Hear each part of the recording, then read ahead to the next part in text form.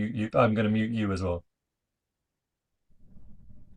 Paul, we're uh, let's start the live streaming. I'm going to mute you as well. Okay, it's live. Paul, we're let's start the live streaming. Sorry, that was my computer. Okay. Thank you very much, everyone, for joining us for this very important event, celebrating the revolutionary contributions of Michael Parenti, who died on the 24th of January, just about 4 weeks ago, at the age of 92. We felt it was very important to honor Parenti's legacy by bringing together some of the people that worked with him and some of the people that have been inspired by him. I'm not going to say too much myself because, well, we've got lots of speakers who I think will cover the most important aspects much better than I would. But I just want to say by way of introduction that Parenti's work is really an invaluable resource for the study of and struggle against imperialism, capitalism, and social chauvinism. He was a genuine working class intellectual who remained true to the principles and the positions of global class struggle, never watering down his analysis for the sake of respectability, for the sake of popularity, for the sake of tenure, or indeed a well-paid job. He supported the socialist countries. He supported anti-imperialist struggle. He supported the oppressed and exploited everywhere. And in contrast to most academics, he was someone who wrote and spoke in order to communicate ideas, not to make himself look clever. You know, he had this unparalleled and I would say quite enviable ability to condense important ideas into accessible, easily understood language. And reading back over some of his books in the last few weeks, I've been struck by the enduring relevance of his analysis. For example, Cuba is currently under major threat. Parenti always defended Cuban socialism, and his analysis of the whole history of what he called siege socialism, these attempts to build a new society in the context of imperialist encirclement, could hardly be more relevant. The US right now is waging a proxy war against Russia in Ukraine. So how much it resonates to read Michael Parenti's 1999 book on the Yugoslavia war, in which he says, Western leaders talk of peace and they perpetrate merciless wars. They call for democracy while supporting ex-Nazis and fostering despotic intercessions. They hail self-determination while exercising coercive colonial rule over other peoples. They denounce ethnic cleansing while practicing it themselves. And meanwhile, the Trump regime is threatening to go to war against Iran.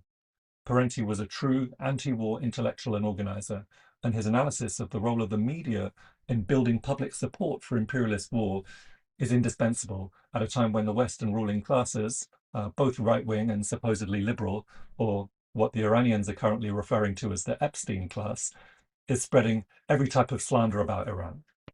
Michael Parenti knew that, as he wrote, the struggle against war and aggression begins at home, and countering the propaganda war is a crucial component of that struggle. For those of us who want to honor and further Parenti's legacy, countering the lies about China, countering the lies about Iran, about Cuba, about Venezuela, about Russia and other targets of imperialism is a central task. So with that out of the way, let's hear from our speakers. We've organized the speakers order such that people for whom it's currently late, that is people in Asia, are going to speak first. Then in the second half, our American friends can enjoy a Trump-style hemispheric hegemony. So first off, we've got Ben Norton. Ben is pretty well known to our audience, I think. He's the editor of Geopolitical Economy Report and an important voice in the defense of actually existing socialism and the global struggle against imperialism. Go ahead, Ben. Thank you for the very kind words in the introduction. I'm going to share a brief presentation I made. So I hope everyone can see that. Carlos, can everyone see it? Okay, great. So thank you for inviting me. This is an important event for me personally because Parenti was a huge influence on me. And especially, of course, I'll talk about the Parenti-Chomsky divide. That'll be the end of my presentation. And Michael Parenti was a very important figure for me to kind of transition away from when I was very young and I was susceptible to this kind of Chomskyan, ostensibly left-wing critique of imperialism that often falls into the trap of helping imperialism. I think Parenti was one of the best voices in opposing that trap. But let's start by in this brief presentation, I began by just making a list. I was thinking in the past few weeks after the passing of this legend, I was thinking of what made him so great and why he was, I think, such an important figure. And of course, I think the first and most important aspect is how principled he was, especially to anti-imperialism and defense of actually existing socialism. And the flip side of that is he was always steadfastly opposed to opportunism. This is a point that I'll come back later, which is related to his humility, because we see that many people on the Western left in particular are enticed by the ivory tower and the idea that, if they sacrifice some of their principles, especially consistent anti-imperialism, they can get, a nice, comfortable position in a university. And Parenti never had tenure. He refused to sacrifice his principles in order to get this kind of cushy position that we see, especially with a figure like Chomsky. Parenti was also always extremely accessible. And this is, I think, one of the most important things about his books and certainly his articles and speeches. He wrote with extreme clarity, and there's no obscurantism, which is, especially if you read many of the intellectuals of his generation. The peak of his work was in the 80s and 90s and early 2000s. And this is, the peak of postmodernism in Western academia. Negri and Hart, these people, who write about empire as some abstract concept. No, Parenti understood very clearly how you must be concrete and clear. And this relates to another point. He was always deeply engaged with the public as a true public intellectual.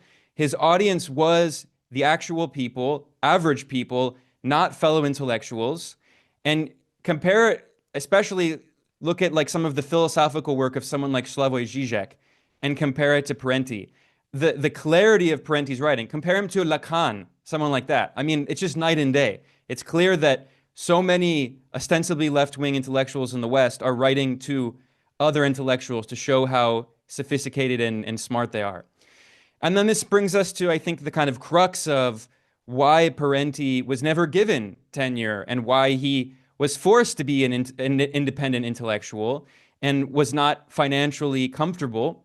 And it's because he always defended actually existing socialism. And for him, the defense of actually existing socialism was more important than becoming a famous intellectual. And he was not obsessed with theoretical purity, which is the obsession of so many people on the Western left. And there was always a deep historical grounding in all of his books and articles.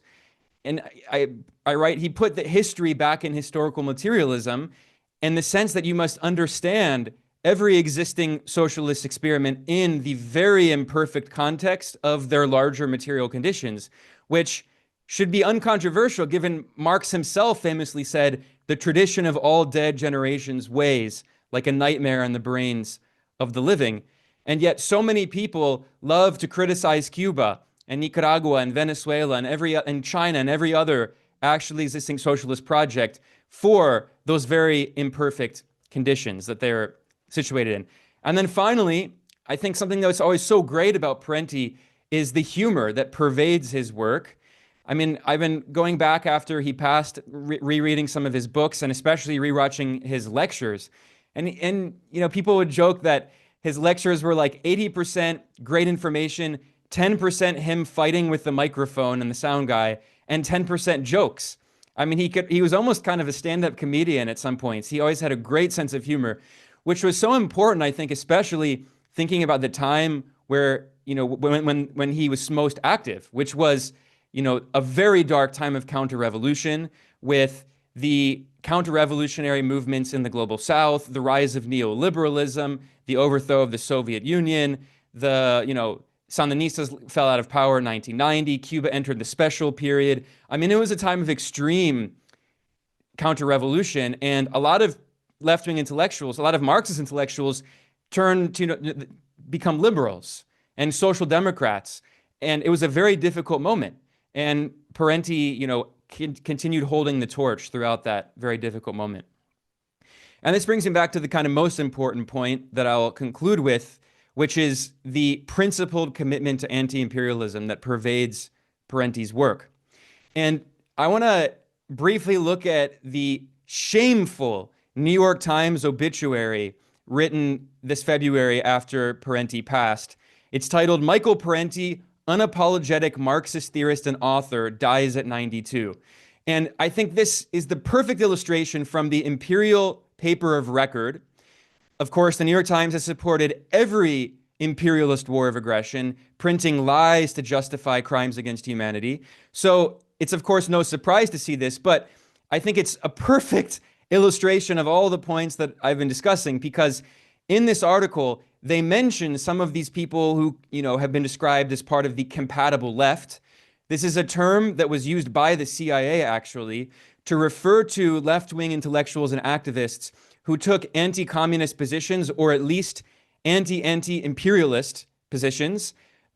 People like Chomsky, who have always been very critical of consistent anti-imperialists and certainly critical of every actually existing socialist government. So I'm going to look at a few quotes from this New York Times article.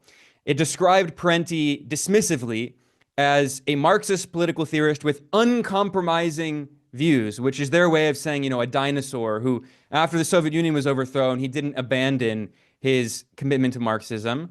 And they, of course, say in the first line, he was accused of being an apologist for brutal regimes. Unlike good left-wing intellectuals like Chomsky and Howard Zinn, who are mentioned in a very favorable light, they note that Parenti's influence fell after the 80s and 90s. His books were read alongside those of Chomsky and Zinn, who were better known and better selling. So, of course, the New York Times, which obediently supports every war, is saying you should support the good left-wing intellectuals like Chomsky, who criticize every actually existing socialist government. It's also interesting to see that they mentioned Bernie Sanders. Of course, Parenti was a longtime friend of Bernie Sanders. They both ran for Congress on third-party tickets from a socialist party, and Parenti obviously lost. And Sanders and Parenti had a falling out after Parenti opposed the US-led NATO imperialist war against Yugoslavia, the balkanization, dismemberment of Yugoslavia, which Bernie Sanders supported as kind of this compatible left. The New York Times also criticized Parenti, saying that he took positions that few others on the American left would take. Well, actually, many people on the American left did take these positions, but the New York Times is more interested in amplifying the views of the pro-imperialist, or at least anti-imperialist compatible left. They mentioned, for instance, Stephen Zunes, who's a great example of this. This is a guy who has always demonized every actually existing socialist government, demonized Cuba, demonized Venezuela, demonized Nicaragua, demonized China.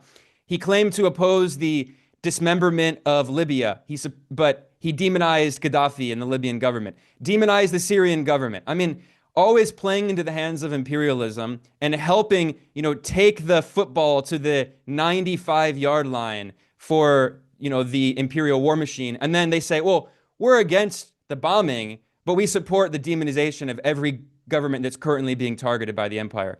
And it's quite appropriate. The perfect illustration of this compatible left is the New York Times mentions that Stephen Zunes has, he boasted in the imperial newspaper of record that he would piss off Parenti by wearing a t-shirt of Solidarity, which was literally funded by the CIA. So, I mean, this is the perfect illustration. This is the compatible left, saying, yeah, I'm fine when I'm allying with the CIA against actually existing socialist governments.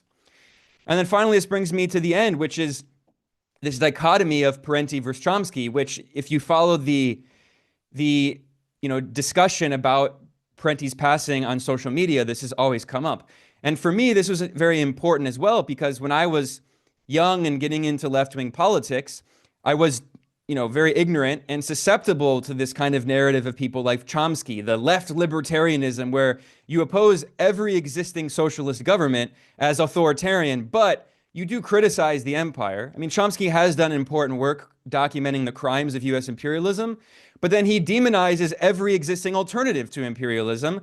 And then for his entire career, when asked what people should do, Chomsky said, vote for the Democrats. Organize your workplace. I mean, that's obviously a good thing. And then vote for Joe Biden. Vote for Obama. So I think Parenti was always a much better alternative to Chomsky, a much better leader, a much better teacher. And it's not a coincidence that Parenti is not nearly as well known. Parenti was not given a massive platform in mainstream media outlets like Chomsky was. And you know, we now know it's appropriate that we're having this discussion. It's, of course, very unfortunate that Parenti passed, but, you know, Chomsky has also really destroyed his reputation to the world. We now see that Chomsky was very close to Jeffrey Epstein. There are many emails, not just a few, many, many, many emails between them. Chomsky giving PR advice to this horrible man, I mean, who was also a CIA asset. I mean, like, Chomsky had just showed how much of an opportunist he was and disgraced his entire career and all the work that he did. And that's why I think it's so appropriate that Chomsky became like the kind of saint of the American left, whereas Parenti was always demonized. And one other quick point here before I conclude. You know, I have this image here comparing inventing reality to manufacturing consent. First of all, the leading author of Manufacturing Consent was Edward Herman, who has been basically entirely erased. When this book is mentioned, it's almost always mentioned as Chomsky's Manufacturing Consent, erasing the lead author. But even aside from that, objectively, I recently went back and revisited. Inventing Reality is a better model, a better analysis of the corporate media and how it serves the interest of the ruling class. So I think for me, Parenti was such an important figure for me for realizing the kind of role that people like Chomsky have played on the US left as a figure who, yes, criticizes the crimes of the empire, but opposes all the alternatives to capitalism and imperialism. So Parenti for me was a legendary figure, hugely influential on my life. And I feel, very privileged to be able to participate in this event today and to honor his legacy. So I want to thank everyone for listening and watching, and everyone also who's participating. And thanks to everyone who organized this today. Thanks so much, Ben, for those extremely important points. And I think, anyone who's familiar with your own work and communication style will be able to identify Michael Parenti's positive influence there. I'm glad you raised this issue of how principled he was, and it's interesting to think about how many opportunities Parenti must have had over the course of his 50+ years of activity to compromise those principles for the sake of succumbing to imperialist cultural hegemony, but he chose to stay true to the global working class, and if only more followed that example. So our next speaker is Ali Kadri. Ali is a professor at Sun Yat-sen University in Guangzhou, China, and the author of an array of important books, including China's Path to Development Against Neoliberalism, The Accumulation of Waste, A Political Economy of Systematic Destruction, and The Unmaking of Arab Socialism. So go ahead, Ali. I'll ask you to unmute. I thank everyone for putting this together, because Parenti obviously is a man who deserves much praise, especially that he was a radical thinker, and he saw he was along the Leninist lines. He foresaw that reality is radical, and that the thought that addresses reality has to be radical. And for someone from the third world, it's the fall of the Soviet Union was catastrophic across. It represented an ideological crisis for socialism, and I think the courage of the man sort of shines because he kept steadfast to the principles of socialism, and the socialism has actually succeeded. It hasn't failed when it was practiced. It had lifted many people millions out of poverty. So socialism as a historical process, and I think Ben sort of caught the gist of things when he says he put history back in historical materialism. So in a sense, he was capable of reading reality as it is, and reading the socialist experiments as successful experiments that while they lasted, they have actually lifted people out of poverty. And I remember always, for instance, in the case of the Congo, while while under Belgian colonialism, there were just a few doctors in the country, but even under Mobutu, the Congo was able to educate and bring back thousands of doctors. So the worst form of independence are probably better than the colonialism that prevailed then. And so that's the first thing that comes to mind, because so many people, the ideological crisis had taken over the minds of so many left socialist intellectuals, who and not only in the developed world. It's particularly difficult to be a socialist of such character, but even in the developing world, many communist parties were basically dropping the idea of socialism altogether and changing the names of communist parties. They looked like they were more paper tigers than imperialism itself. And so that's the first thing that comes to mind is this reading of history as the totality that is not read as a totality. It's partitioned. We read history in bits and pieces, but we do not look at the overall picture. And his capacity to read history and also his ability to go back in history and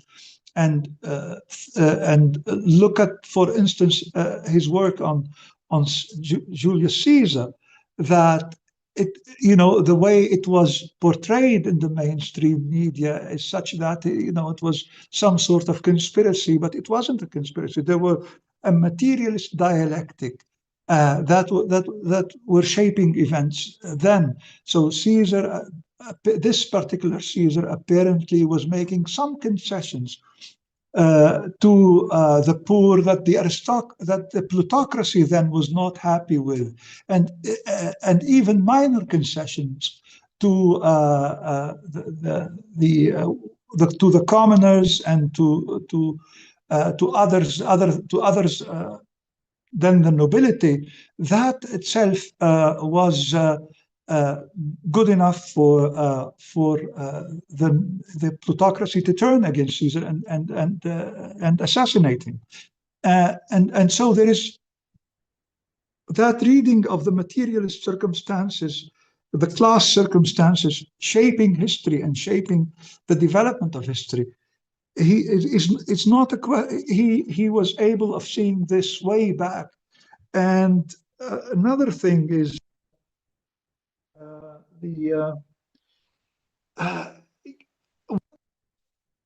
his capacity, the idea of not failing when there was an ideological crisis.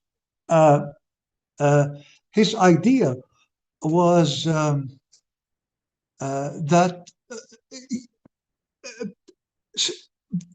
the historical narrative was that poorer countries were not poor. They were made poor, because the mainstream always argues that we are the developed West, and we are about to bring wealth and prosperity through the free market economy, which there's not, as he says, there is nothing free about the free market to the developing world. But instead, this once imperialism ties and hooks up the developing countries to the center, to the imperialist center, they become one and the same. And when they are one and the same, they are destined as the underdog to de-develop further and further. And de-development further and further is to basically starve and live shorter lives relative to the prevailing conditions of the productive forces at the time, and so we see that in his stance. And what one might say about the method, in particular, is this it's something I started with, is he doesn't see a partitioned reality. He sees a holistic picture, a totality. And in that totality, he sees a law of development. And that law of development under imperialism is itself an intensification of the absolute general law of capitalist accumulation. And subject to that law, and under the command of the merciless imperialist financial class, what we're going to get relative to what we could achieve under socialist principles is much more death and disease and poverty and so on. And that's I think, from my perspective, the kernel of his methodology. It's a clear vision of the totality, a clear vision of the law that drives the development of such totality, and furthermore, the idea of in that there was an idea of the primacy of politics always prevailing, that things should be the working classes, which is for him obviously was the global society, because that's what the working classes. He didn't partition working classes by reifying the national identity, but he just saw the global society as the working class. And the global society is, all of it is coming under attack from the central imperialist class, which aims, which gains by destruction, which accumulates by destruction. And destruction means the destruction of life, both natural life and human life as well. And that's, I think, is one cannot say enough in praise of a person whose life is a story of struggle. But I think that's all I have to say. Thank you. I don't know if I kept the time. That's wonderful. Thank you so much, Ali. And you did indeed keep the time. I was just getting ready to ask you to draw to a close, and I was thinking, how can I do this to Ali Kadri, who anyone would happily listen to for several hours at a time. You could perfectly well be our own Fidel Castro.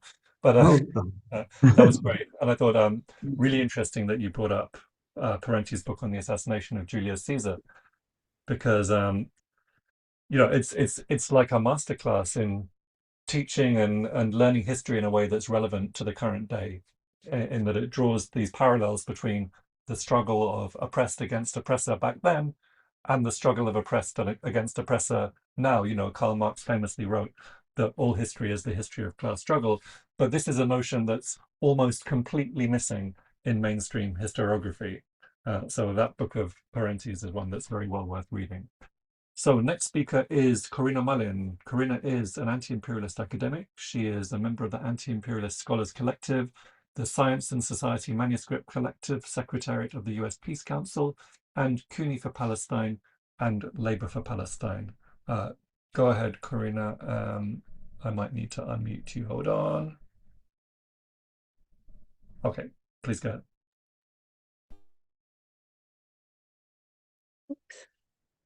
Thank you so much. Just one.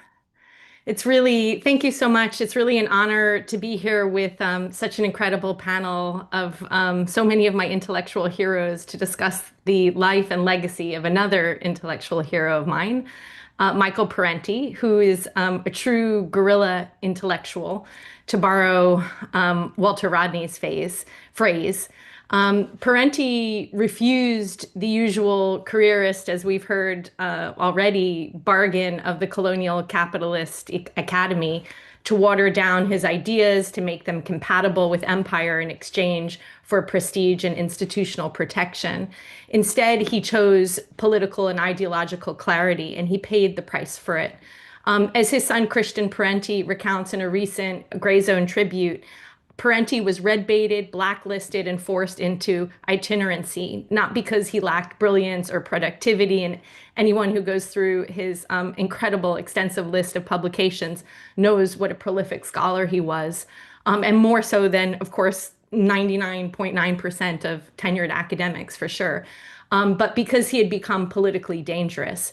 And this is where this concept of the compatible left, which Ben discussed incisively earlier, is so clarifying, and where Michael Parenti stands unmistakably as its antagonist.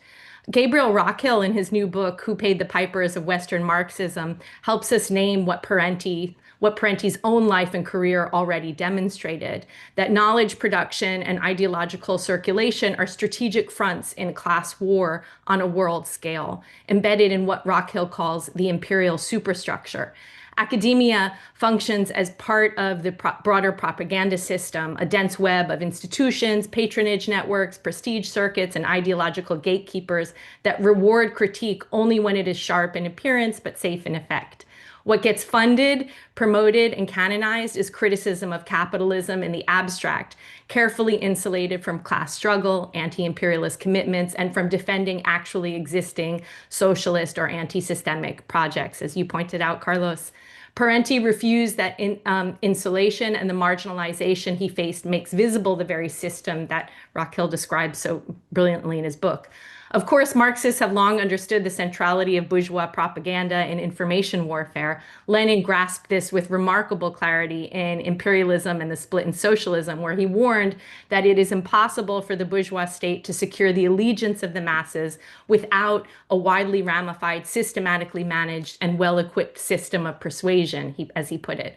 One built on, quote, flattery, lies, fraud, and the juggling of quote unquote fashionable and popular catchwords, and the endless promise of reforms and blessings so long as people renounce revolutionary struggle. Michael Parenti's work can be read as a sustained empirical elaboration of that insight, showing how this propaganda system actually functions in everyday political life. Beginning with Inventing Reality and continuing through make-believe media and later work, Parenti demonstrated that propaganda in the US operates less through crude falsification than through the administration of legitimacy itself, through defining what counts as serious, objective, and reasonable. As Parenti put it succinctly, the media do not simply report on the world, they do not just reflect reality, they help create it. What made Parenti's intervention scandalous was not the claim that media bias exists, something that even mainstream critics occasionally concede, but his insistence that bias is structural. It's embedded in ownership, advertising dependence, elite sourcing, institutional access, and the class power that sets the boundaries of acceptable debate, allowing critical voices to appear only so long as they do not challenge the underlying structures of capitalist and imperialist power. And of course, that's why Parenti feels so urgent now. We're living through a moment when the mythology of the free press and academic freedom looks thinner by the day, and when long canonized public figures are increasingly revealed as entangled in depraved ruling class networks of power and influence. The release of the Epstein files Ben talked about has laid bare the occult workings of the Zionist imperialist core deep state, networks that many would have once dismissed as conspiratorial. And yet, even as these revelations have implicated figures often treated as part of the dissenting or critical intelligentsia, including compatible left figures like Noam Chomsky, there has been unsurprisingly little systematic analysis, at least in the mainstream, connecting these exposures to how ruling class power actually operates.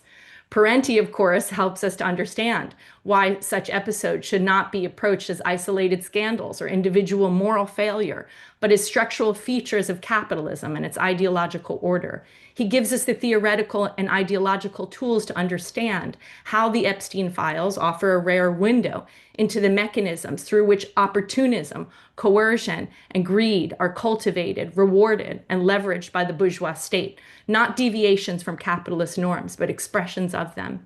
Parenti's sustained engagement with the question of conspiracy is indispensable for understanding the current conjuncture.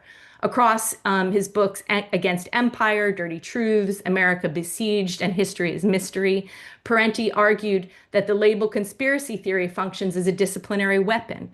Elites do not rule by accident or coincidence. They coordinate through institutions, shared class interests, and deliberate planning. What is ideological, Parenti reminds us, is not the claim that power conspires, but the insistence that vast systems of domination somehow operate without intention. Seen this way, contemporary revelations about elite networks are not shocking because they involve secrecy. They're shocking because they momentarily puncture the dominant ideological fiction that elites across multiple sectors, politics, finance, real estate, culture, the liberal professions, and even academia, do not constitute a ruling class with shared interests and mutual forms of protection. This is precisely what the compatible left cannot confront. It criticizes power in the abstract while recoiling from analyses that name institutions, coordination, and imperialist interests. And Parenti refused that capability. You see that in his 2012 essay, Iran and Everything Else, which I recently discovered researching for this talk and was struck by how prescient it was as the US ruling class, now under Trump, once again escalates imperialist aggression and threats of another kinetic war against the state. Parenti dismantles the nuclear weapons scare as a pretext, noting that Iran's real crime is not hypothetical nuclear bombs, but economic nationalism and refusal to submit to imperialist discipline. And he adds unsentimentally that if Iran were ever to seek a nuclear deterrent, it would be entirely understandable, given that the US has never attacked a country that actually possesses nuclear weapons, as cases like North Korea demonstrate.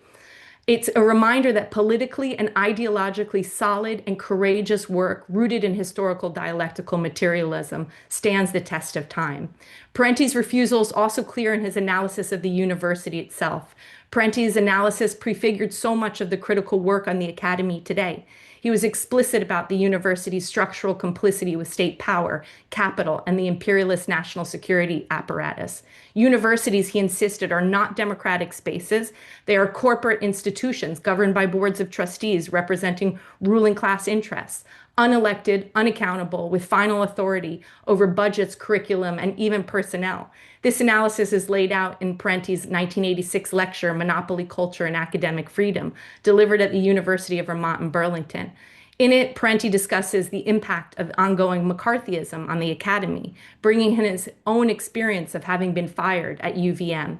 After already facing repression elsewhere, and despite the fact that by every professional measure, teaching, publication, service, he was exemplary.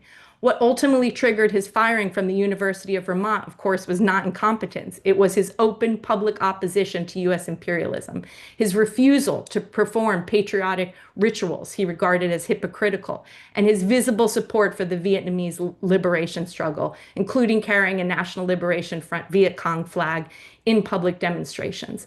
The Board of Trustees overrode faculty, administrative, and departmental support and labeled this unprofessional conduct.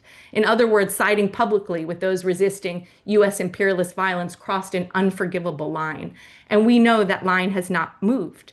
Seen in this light, the repression of campus movements over the past several years, and especially heightened in the context of the genocide in Gaza and resurgent fascism, is not anomalous.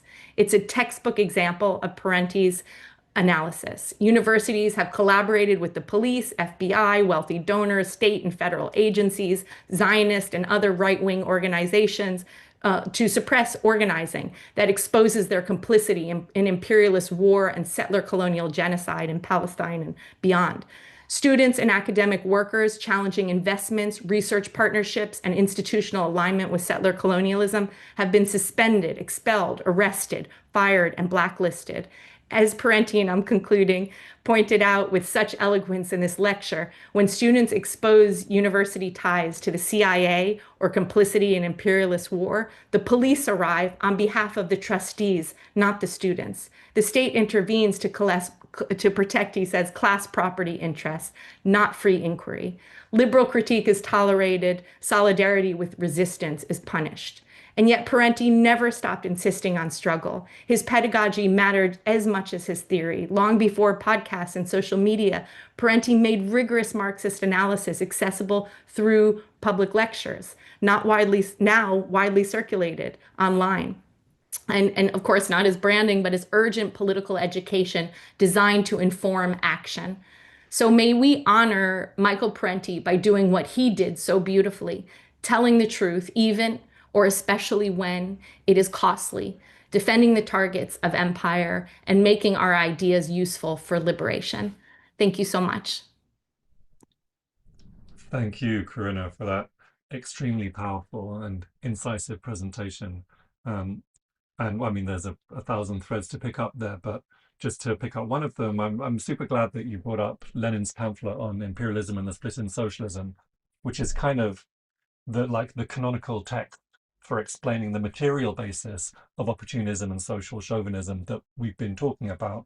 The opportunism and social chauvinism that Parenti and a handful of others have been able to reject. That material basis is, of course, imperialist super profits. It's the flow of value from global south to global north. But these are things that it's very unfashionable and very unpopular to talk about. So that's great that we're bringing it up. Okay, on to the next speaker, which is Shiran Illanperuma. Shiran is a journalist and political economist based in Sri Lanka. His research focuses on industrial policy and the importance of industrialization to national liberation and socialist construction. Shiran is a researcher with the Tricontinental Institute. And I will ask him to unmute. Okay, go ahead, Shiran. Hi, everyone, and thanks, Carlos. First of all, it's a great honor and actually quite humbling to be speaking at this event about Michael Parenti, huge hero of mine and definitely very formative for my own intellectual development. And it's also like very great company to be in among this panel. I'm going to talk about three main points, three main ideas I wanted to share about Michael Parenti. Based on his work, based on his enduring influence and relevance, right? And I think this is going to overlap inevitably with a lot of things that the other people have said so far and will say in future. Michael Parenti was fighting in the battle of ideas at a time when it felt like the war was lost, right? Everyone touches on this point because it's such an important point. I mean, I was recently rereading Black Shirts and Reds. I think it comes out probably around 96, if I'm not mistaken. So this is, it's already about 5 years since basically the disintegration of the Soviet Union. And, he is defending quote unquote actually existing socialism, which wasn't existing at the time, but, he was defending the socialist system at the time, which took an incredible amount of guts, I think.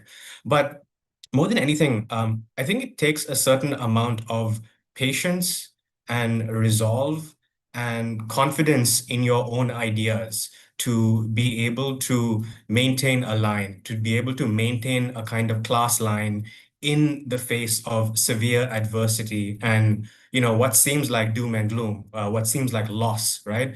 And, I just want to say it's relevant even now in the current moment, the current conjuncture. Take this year, for example, the way this year opened up with the Trump administration brazenly attacking the sovereign government of Venezuela, illegally kidnapping its president and first lady. Quite frankly, I know a lot of comrades in private, but also often in public, were very disoriented by that, right? They're very disorientated by these developments. Not to speak of, for example, the ongoing genocide in Gaza. These things, no matter how strong your beliefs are, how strong your conviction is, you often can't help but feel, a little bit intimidated, a little bit demoralized, right?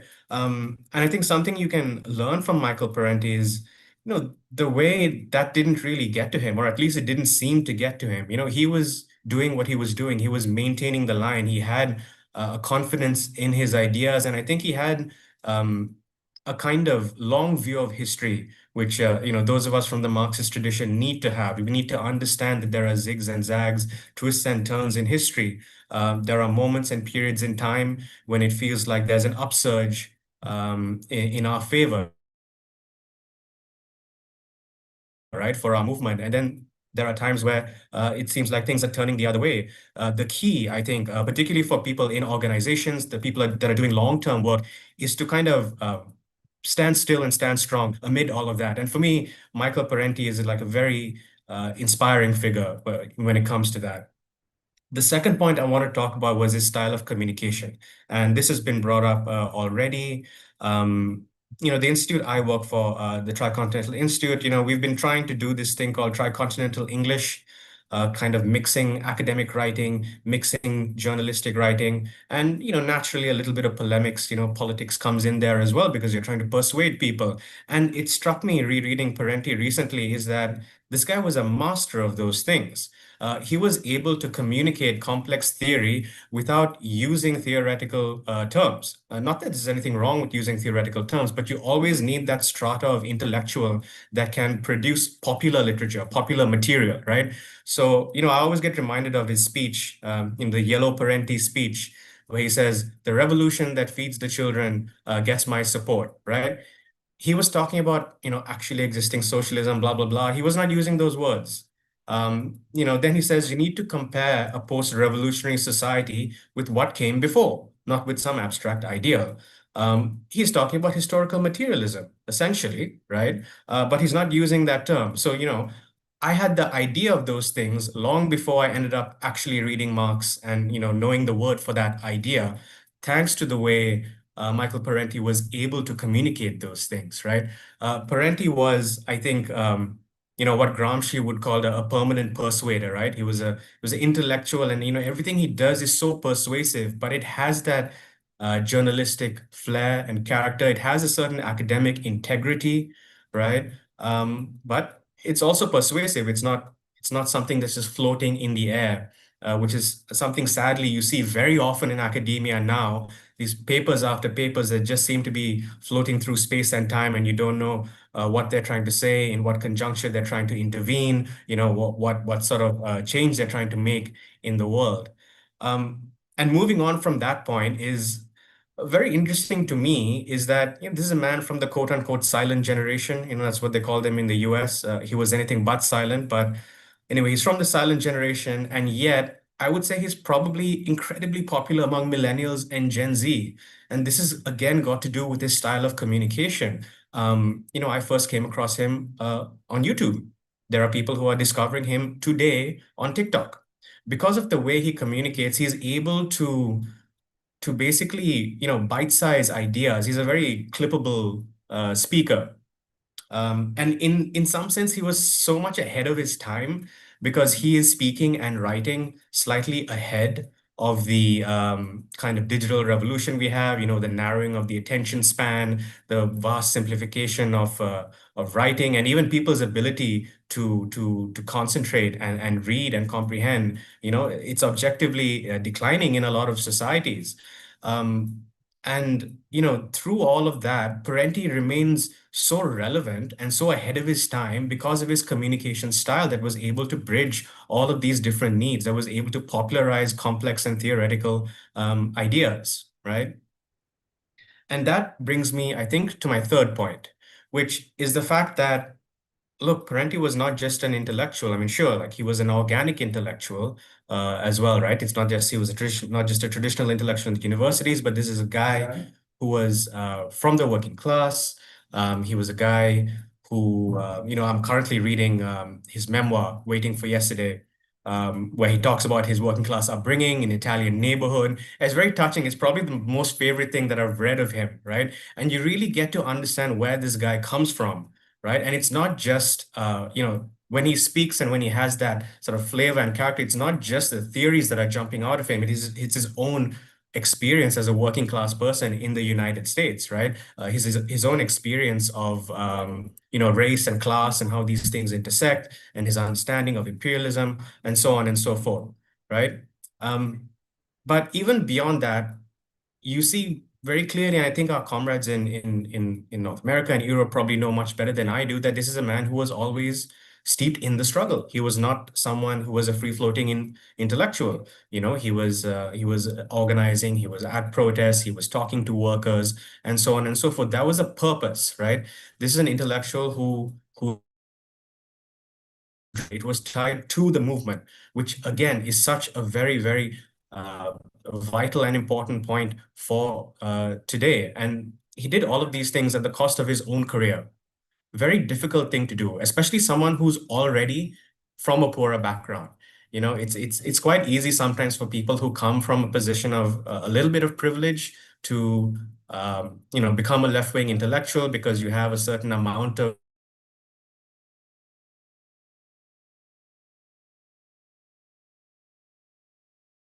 in a way much harder for a lot of people who come from a working class or a quote unquote subaltern background to make those sacrifices, right? But he was committed to the struggle. And yeah, I think I'm going to just end my intervention there. So, he fought in an organic intellectual, a real inspiring individual, and I think very relevant still for today. I think I don't know what he would think, but for what it's worth, he remains in some ways more relevant for today and today's generation than he was during his time. Thanks very much, Shiran. And yeah, I completely agree, and I think everyone here completely agrees that his gifts as a communicator, both as a writer and a speaker, are a really important part of the totality of Michael Parenti.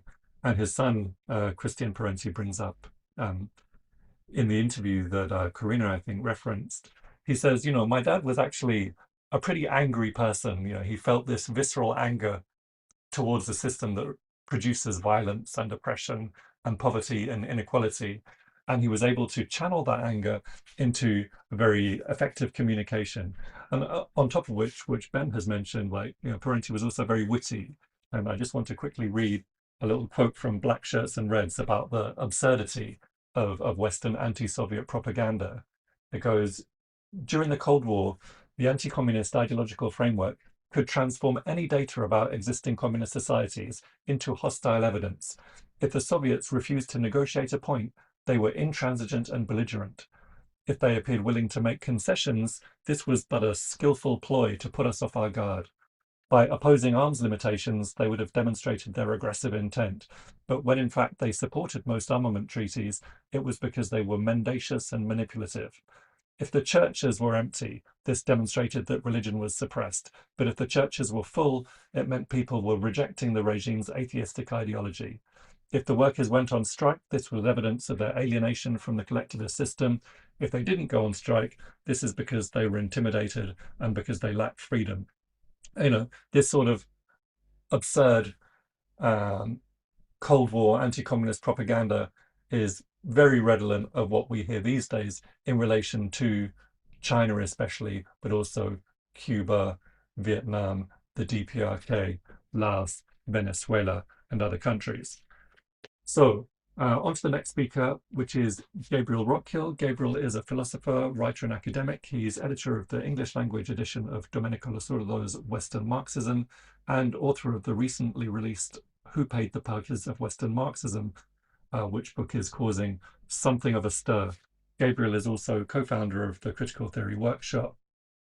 So Gabriel, please go ahead. I will ask you to unmute. Perfect. Thank you. Thank you so much, Carlos, and thank you to all of the other organizers and the other panelists. So history is a major site of class struggle. Now that Parenti has officially entered history, it is imperative that we carry his legacy forward by lifting him up as a figure who towers over the compatible left intelligentsia, promoted by the imperial superstructure, as a few other speakers have already mentioned, if it be Noam Chomsky, Slavoj Žižek, Michael Hart, Antonio Negri, or others of their ilk. Michael Parenti was not only one of the greatest thinkers, writers, and educators of his generation, he also maintained the red thread through some of the darkest years of anti-communist revanchism in the belly of the beast. By the red thread, I mean our connection to the wealth of collective, theoretical, and practical knowledge available in the global tradition of dialectical and historical materialism. From a working class background, he quickly matured beyond the progressive liberal framework on offer, which serves to contain the left, through a humble project of self-critique, fueled in part by his direct involvement in the anti-imperialist struggle against the US war on Vietnamese sovereignty. Breaking out of the ideological encasements predominant at the time, including certain tendencies in the New Left to supplant class struggle by culture wars, he undertook an expansive project of political education, writing dozens of magisterial works and providing brilliant lectures and interviews. I don't think it is an exaggeration to say that he has been one of the single greatest educational resources of his generation. This is most certainly the case in the belly of the beast, where the intelligentsia's level of political consciousness tends to be significantly limited by imperial indoctrination, but his reach extends around the world. The breadth of Parenti's work needs to be highlighted since he was invested in analysis of the social totality. Some of his best-known work, at least within activist circles, focuses on the real material history of actually existing socialism, which forcefully pushes back against so many of the myths and lies, as in his classic Black Shirts and Reds. His critical diagnoses of what he calls democracy for the few in the United States, and all of his insightful critiques of US-led imperialism, provide some of the best accounts of the settler colony that became the world's leading imperialist power. He also examined in detail some of the major imperialist endeavors and their consequences, as in his major work on the NATO intervention in Yugoslavia and his excellent late essay on Ukraine. These works are not often referenced in academic settings, at least in my experience, and they've had a lasting impact on the broader world. His reach extends well beyond the themes that I've just mentioned, however, since he is also one of the most insightful media critics, and he's published some of the most important works on cultural class struggle, media manipulation, and propaganda. He has also engaged deeply with questions of historical methodology and the political stakes of history, as in History as Mystery, and he even wrote a fascinating history of Caesar and ancient Rome, as Ali mentioned earlier. The breadth of Parenti's engagements is seconded by their depth, and he has proven himself to be one of the most reliable scholars due to his diligent analysis of sources and the rigor of his research. At the same time, he is one of the clearest and most straightforward writers whose books are capable of reaching and educating a mass audience. There's much more that could be said about his project as a whole, but in the interest of time, I'd simply like to highlight a few more specific aspects of his contributions. The first is that form matters. Above and beyond all of the content that Parenti produced, he also modeled for us modes of political education that truly bring people in. Part of this was surely due to his humility, integrity, and warmth as a person, which clearly comes through in his lectures and interviews. However, he also obviously cultivated his communicative skills as an art form. His prose is poetic, without being pretentious. It is straightforward, but never overly simplistic. It brings the reader in and educates them rather than turning them off through unnecessary performances of intellectual superiority. His oral communication provides us with the complete range of human experience, leaving the listener with much more than just the content of what he's teaching. It models for us and makes us feel righteous anger at injustice, the fierce resolve necessary to stand strong against opposition, but also the humility and open-mindedness of someone invested in lifelong learning and who understands that the primary struggle is to change the world and that we have to do this together. His seriousness, though, is always combined with humor, and he can deftly move his audience from anger to laughter, from rage to mirth. He was, in short, a master communicator and a magisterial, as he says himself, raconteur. One of the many themes that I've been impressed by is his diagnosis of what he calls the gangster state, which provides an essential framework for understanding the imperial bourgeois state and elucidating the current conjuncture. Parenti developed this analysis in relation to the debate surrounding the assassination of John F. Kennedy. He rejected the dominant ideological position among major segments of the intelligentsia, including the once towering compatible left figure of Noam Chomsky, which was that it was conspiratorial to undertake a materialist examination of the evidence suggesting that the state narrative regarding the killing was hiding more than it was revealing. Parenti reminded everyone that the idea that groups of people would conspire to advance their own interests is readily admitted for many sectors of society. To take but one example, it was maintained for decades that there was a Judeo-Bolshevik or communist conspiracy to destroy Western civilization, something that is now coming back into vogue, particularly if you listen to Marco Rubio's recent presentation in Munich. The idea that there would be conspiracies in the sense of a group of people conspiring to advance their interests is thus clearly not the problem. The issue is really whether it is acceptable to engage in a materialist analysis of the ruling class and its state managers when they conspire to advance their interests. This is what is verboten. Parenti reminds us, quote, "Often the term conspiracy is applied dismissively whenever one suggests that people who occupy positions of political and economic power are consciously dedicated to advancing their elite interests. Even when they openly profess their designs, there are those who deny that intent is involved. Fearlessly rejecting these external, ideologically motivated limits placed on a materialist analysis of the social totality, Parenti investigated the evidence surrounding the Kennedy assassination and highlighted facts like the following.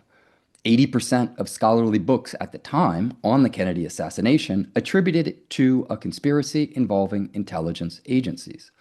40 people who had information related to the assassination met violent deaths in the wake of the Kennedy assassination. In Hunt versus Liberty Lobby, a U.S. court of law found that, quote, President Kennedy had indeed been murdered by a conspiracy involving, in part, CIA operatives E. Howard Hunt and Frank Sturgis and FBI informant Jack Ruby, end quote. We can draw one clear lesson from this. Yes, the ruling class and its managers conspire to advance their interests, and they besmirch intellectuals who reveal this fact as psychologically disturbed and quote-unquote conspiratorial in their thinking in an effort to kill the messenger so that the message doesn't get across. In other words, the ruling class and their managers conspire to label as conspiratorial researchers who reveal the material reality of their own conspiratorial activity. Another theme, and I'm arriving at the end of my comments, in Parenti's work that I'd like to emphasize in the current conjuncture is his analysis of media manipulation. He provides one of the most concise and insightful overviews of the propaganda tools used to indoctrinate us. I'd refer everyone, if they haven't read it, to the excellent and very short essay entitled Methods of Media Manipulation that was recollected in Contrary Notions. He highlights there a number of key tactics: suppression by omission, when the media simply leaves out certain fundamental stories; attack and destroy the target as soon as a journalist or an intellectual reveals something important, they try to destroy the messenger, as they did in the case of Gary Webb, who was essential to breaking some of the story of the CIA involvement in trafficking drugs from Latin America through the United States. Labeling, meaning the use of certain terms in order to communicate at an implicit level things that are helpful to the advancement of empire, like the term extraordinary rendition instead of international illegal kidnapping, torture, and often assassination. Taking it as a given, meaning how the media simply accepts certain narratives or certain orientations without even questioning them, which goes hand in hand with what he calls face value transmission, when the press serves as stenographers of power and simply reference things like American interests, the world community, and other such things. Repetition and normalization is, of course, very key, and we're all familiar with that. But also there's the slighting of content, meaning that there's an attempt to superficially reference elements that are at the limits of the dominant spectrum to create the illusion that there's an inclusive kind of balancing of perspectives, while ultimately always centering the more conservative-leaning, pro-imperialist, pro-capitalist orientations, as well as follow-up avoidance. So anytime anyone is able to puncture the kind of media complex, they're either cut off, slandered, made secondary, or, as we see very clearly in the Epstein revelations, they engage in the project of a limited hangout. They want to make it all about the villainous figure of Epstein and not ask essential questions like, who was Epstein working for and with? What are these people continuing to do? And how did the international pedophilia ring relate to all of the illegal activities they're engaged in with international criminal syndicates, with intelligence networks, with financial interests, and a whole series of other illegal activities on the part of the gangster imperialist states? These are the issues that we need to be pursuing instead of simply taking the limited hangout by the propaganda apparatus and running with it. Much more could be said, but I'd like to conclude by asserting that Parenti has made a fundamental contribution to the international project of liberation. He shall forever rest in power as a source of inspiration, a model of integrity, a magisterial educator, and a humble servant of what we might refer to as the anti-communist cause. Thank you. Thank you so much, Gabriel. Extremely incisive and powerful as ever. And I would mention that Gabriel's own work over the last few years has been so important for helping us understand this phenomenon of your Western left academia, like a Western left academia in which Michael Parenti, a leftist academic in the West, was a pariah, was completely beyond the pale, right? And Losurdo's Western Marxism, which Gabriel edited the English edition of, that came out on Monthly Review Press a couple of years ago, and Gabriel's own Who Paid the Pipers of Western Marxism, are both works that very much belong on your anti-imperialist shelves alongside Michael Parenti and others. So our next speaker is Immanuel Ness. Immanuel is a well-known political scientist and professor at City University of New York, who's written several valuable books, including Organizing Insurgency, Workers' Movements in the Global South, Southern Insurgency, The Coming of the Global Working Class, and the very interesting looking forthcoming title, Dialectics of Chinese Labor, Trade Unions under Market Socialism, which I, for one, certainly hope to get the chance to review. So go ahead, Manny.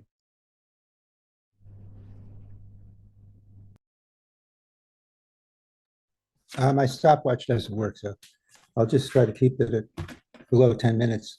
I think Michael Parenti represents a specific kind of intellectual during the late 20th century, early 21st century. And that is somebody who was uncompromisingly socialist, a person who believed in the real world as opposed to the fictitious utopian world. He was very much interested in actual struggle as opposed to the kinds of struggles that people engage in the academy. And even in the academy, he was engaged in struggle. Before I was there, he was a professor at City University of New York, Brooklyn College, in my department, and several others here know are in the same department. And he actually went to battle against many of the right-wing forces. It was about the time when he wrote Democracy for the Few in the 1980s, 85, 86, when there was an uprising amongst Puerto Rican students who were discriminated against in Brooklyn College and CUNY at large. And he defended them over and over again. And he believed that the idea of learning was not just something that you do abstractly, just like socialist states are not abstract ideas. They are, but they're actually realities. So at Brooklyn College, and I'm sure at many other institutions, he was actually involved in organizing. So I just wanted to, give you a certain sense. He was frequently quoted in the right-wing press. And one of those presses, I was just talking to Barry about it, was the Commentary. I think that is a press that is a Zionist press, if I'm not mistaken. And he was attacked along with a number of people who don't deserve to be attacked as being somebody who was a Marxist political scientist at Brooklyn College and former fellow of the Institute of Policy Studies, which I don't think is all that great anymore.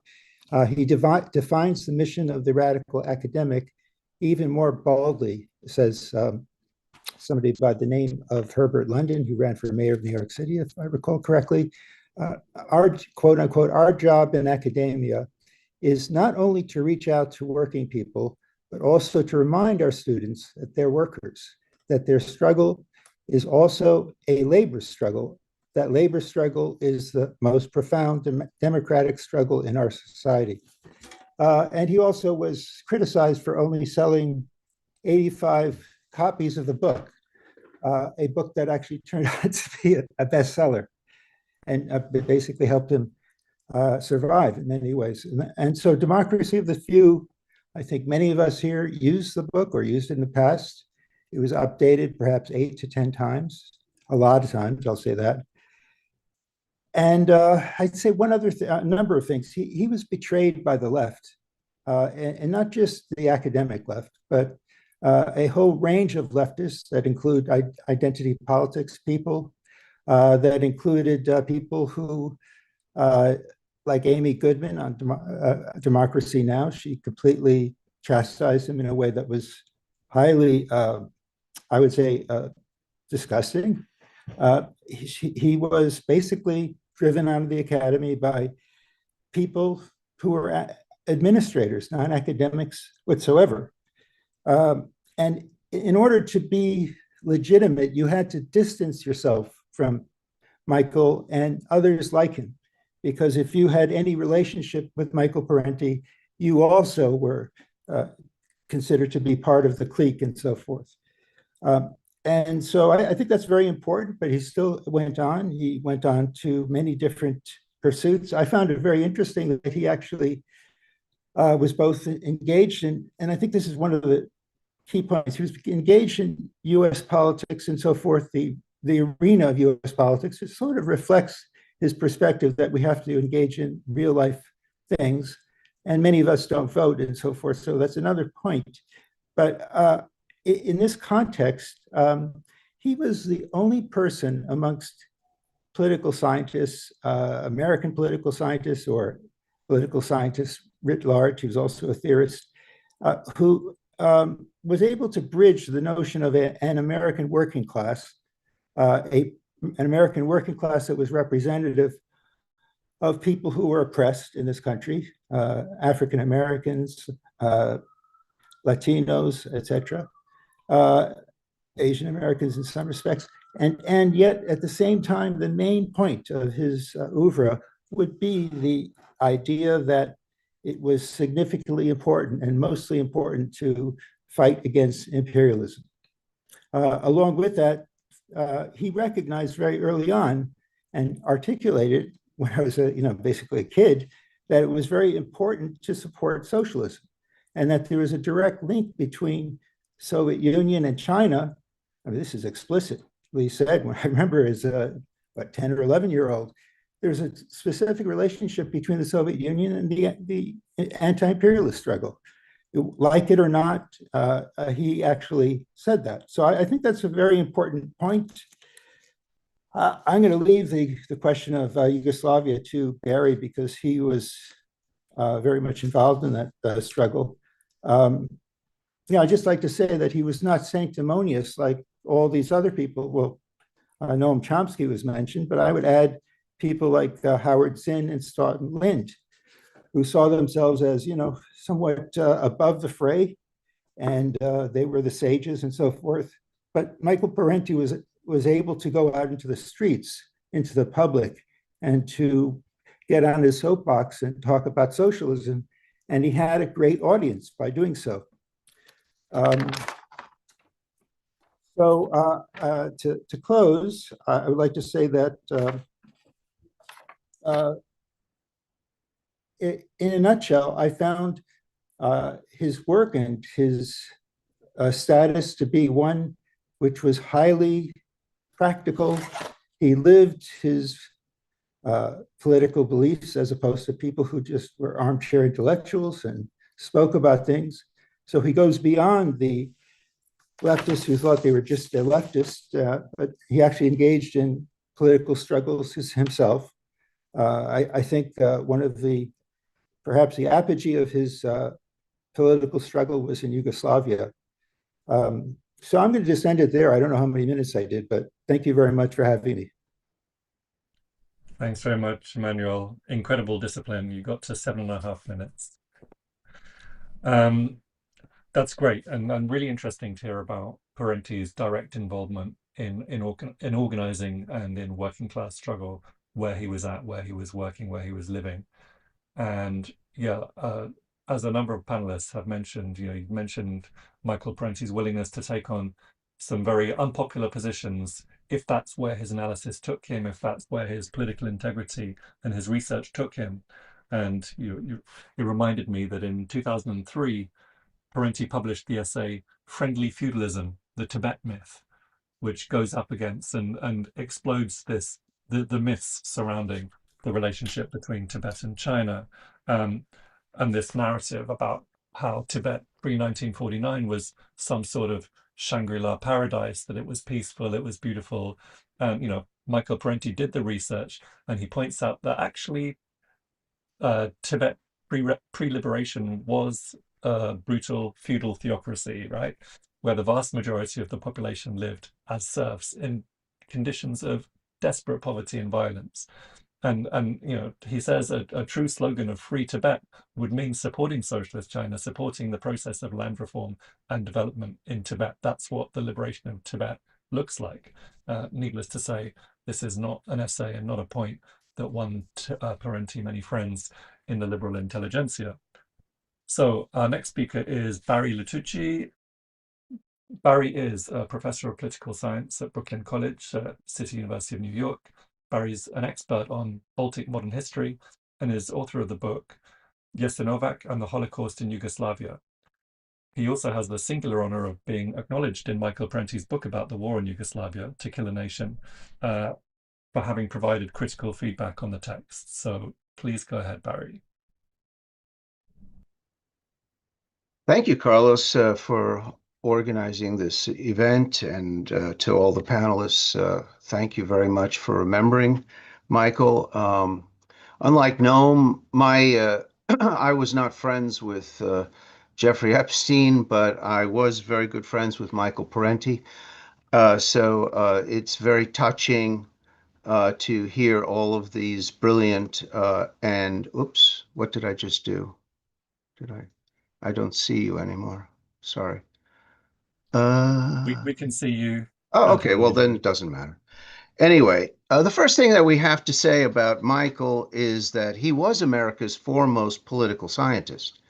And it's not just because of his books, his articles, speeches, and activism, but because in retrospect, we can truthfully say that his worldview and explanation of the U.S. political system and the U.S. global empire with its junior partners his analysis has stood the test of time, and it's the most accurate explanation of the world we have inherited. In fact, the mask of this supposedly benign international rules-based order was ripped off recently, even by the Canadian Prime Minister and banker, of all people, Mark Carney, at the World Economic Forum in Davos a few weeks ago, when he declared, quote, "We know that the story of the international rules-based order was partially false, that it was enforced asymmetrically, that it was applied with very varied rigor depending on the identity of the accused or the victim. But this fiction was useful." Well, of course it was useful, and that's what Michael was explaining to us for the past 60 years, why when these lies were held up as sacramental bread to be prayed to. Now everyone admits it's always been a lie. That's great.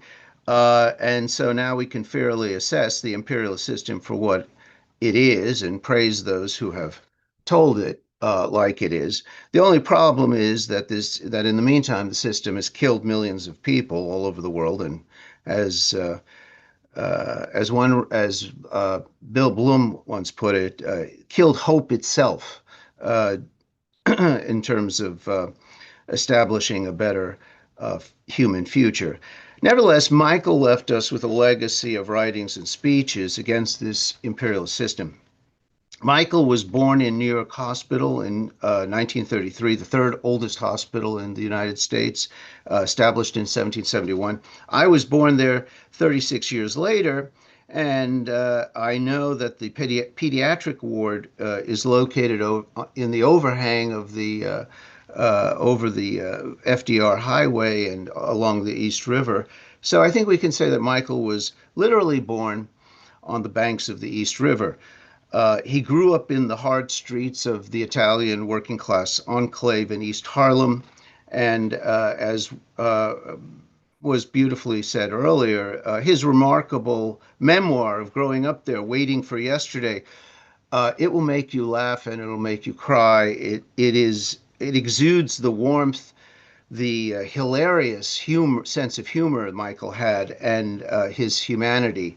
It also resonates with New York City kids like myself.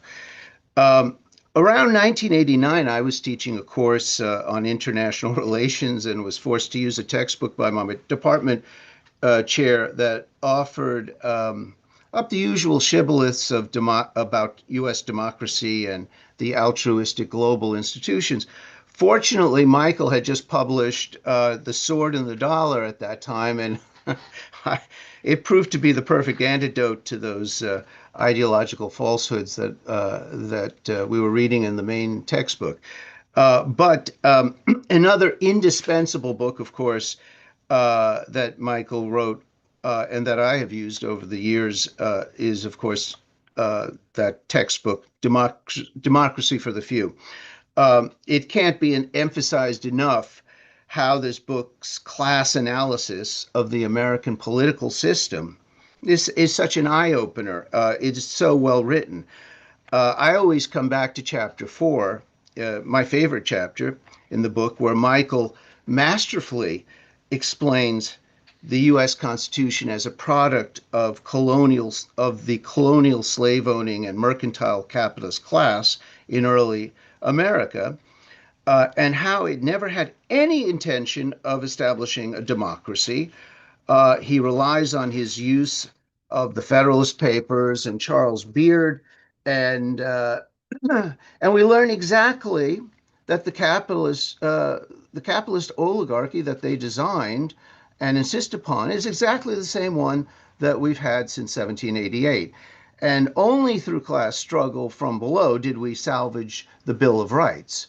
I feel that this should really be a required reading in the United States, this particularly chapter 4. My personal relationship with Michael began one night in the 1990s when I cold called him about Yugoslavia. I had never spoken to him before. He told me immediately that he was glad that I had called him because he recognized that Yugoslavia was the next big front in the war against imperialism. Those were his words at the time. A little more than a month after the 78-day bombing of Yugoslavia ended in 1999, Michael and I led a 2-week fact-finding mission through the whole of Yugoslavia, witnessing the war crimes committed there by the United States and its NATO partners.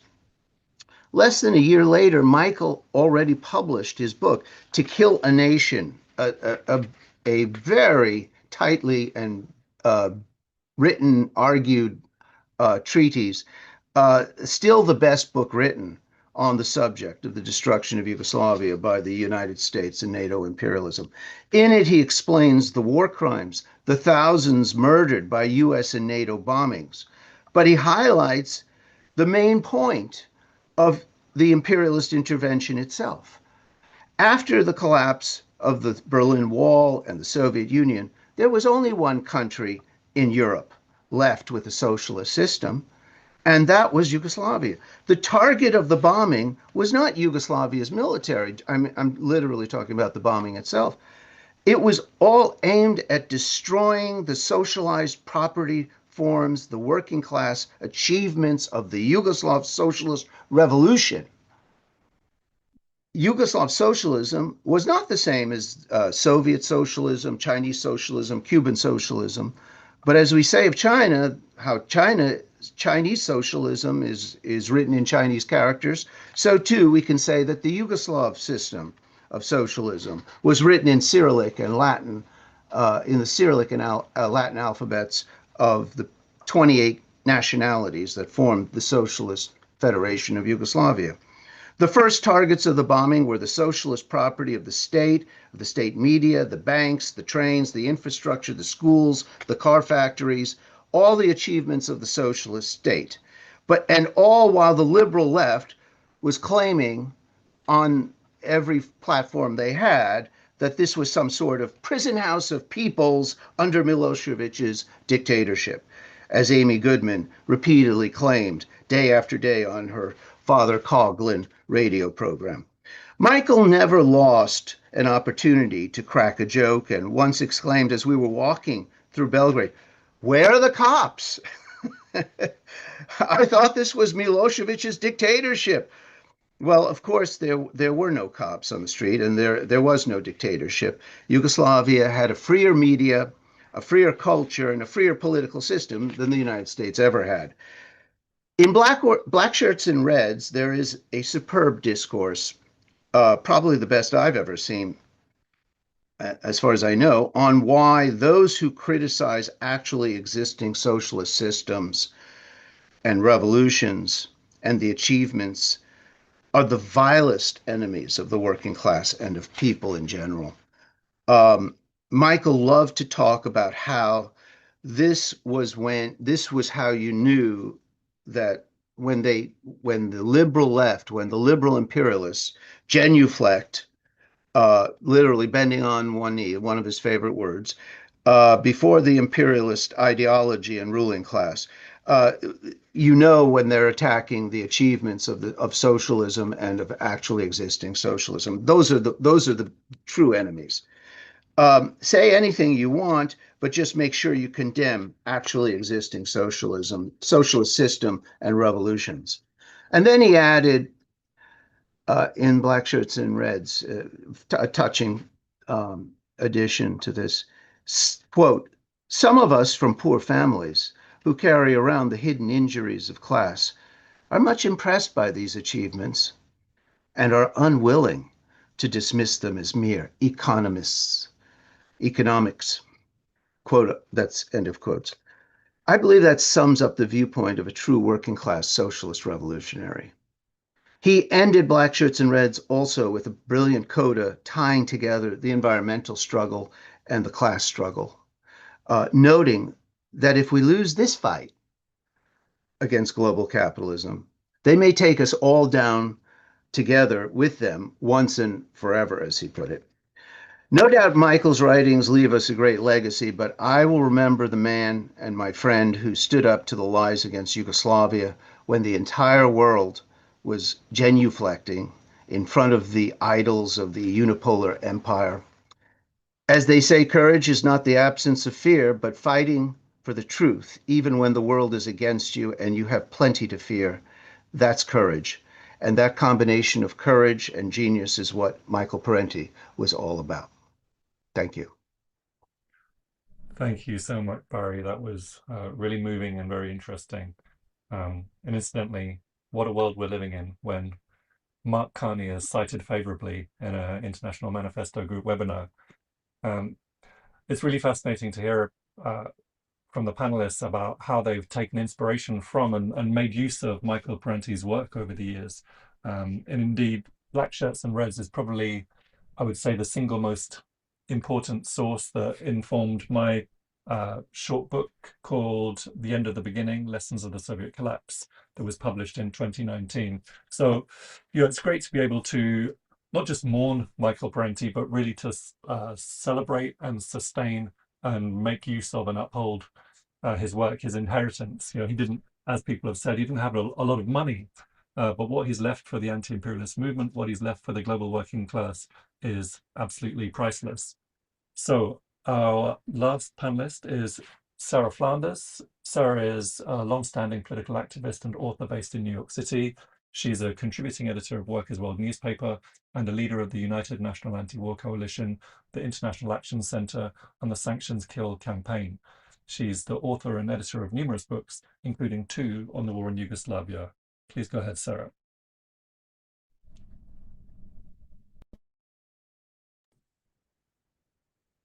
Thank you, Carlos, and thank you, International Manifesto.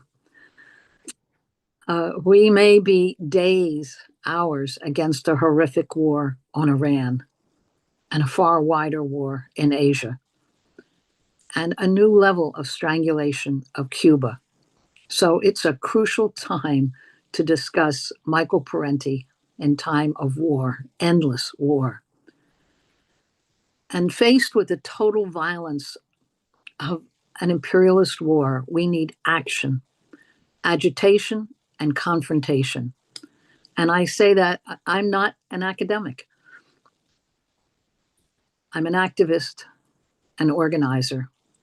And what I most valued, Parenti moved people into action. Michael Parenti spoke to those determined to resist. He was for the picket line, the demonstrations, the takeovers, and the armed struggle. The overwhelming corporate propaganda is designed to marginalize opposition. And the role of Western academics is to cushion vicious reality and create confusion, passivity, stand on the sidelines with petty criticism. Now, I can't duplicate the excellent points of other speakers, but I'll focus on the period when I worked closely with Michael Parenti, that decade of wars on the Yugoslav Federation. I'm glad to be speaking after Barry Lituchy. This was a time when there were few allies, and Michael Parenti was combative, unapologetic, and that was so refreshing. He got to the essence, the class truth of the issue. He posed it always as, which side are you on? And Michael Parenti was on the side of the working class, especially when they were under attack. He really saw it, the world in global terms, in a long struggle. And he knew on every issue he was against US imperialism. He proudly took sides. Then he got the facts and the details to back up his position. First, he took a side, and that's why he's really such a winning writer, in my opinion. The US and NATO powers organized with guns, money, tons of propaganda, the breakup of the Socialist Federation of Yugoslavia into a half dozen weak mini-states. Their goal was to assert US military and political dominance in Europe through US-commanded military alliance, NATO, and to violently crush, literally rip apart, the last independent government in Eastern Europe. The propaganda war succeeded, even in confusing most progressives in the West, with well-planned and executed offensive lies that blamed every problem in the Balkans on Serbia and President Milosevic, who was wildly demonized as a fanatic dictator. It was one relentless scenario. So it's essential to remember that period. The 1990s, corporate globalization seemed all-powerful. The collapse of the Soviet Union, all the other socialist countries in Eastern Europe, the catastrophic drop in aid once given to Cuba, the Democratic People's Republic of Korea, and throughout Africa, the years of unrelenting war propaganda created in that time great demoralization and confusion. Now, Yugoslavia was a Clinton, Madeleine Albright Democratic Party war. It's not Bush and the Republicans, as during the Iraq War. And this further silenced any liberal opposition. So I really value those who are willing to jump into a struggle when it's difficult, and those who use their talents to help cut through the layers of wild propaganda. The Balkan Wars began with the US-German recognition of the distinct republics of Yugoslavia as suddenly independent entities under NATO control. And then came the NATO bombing of Bosnia, 22 days to impose the Dayton Accords. In Bosnia, and I was there at that time, they saw the absolute ruin, the resulting dysfunction that the US intentionally created. Always it was Serbia that was to blame. The US role was a peacekeeper.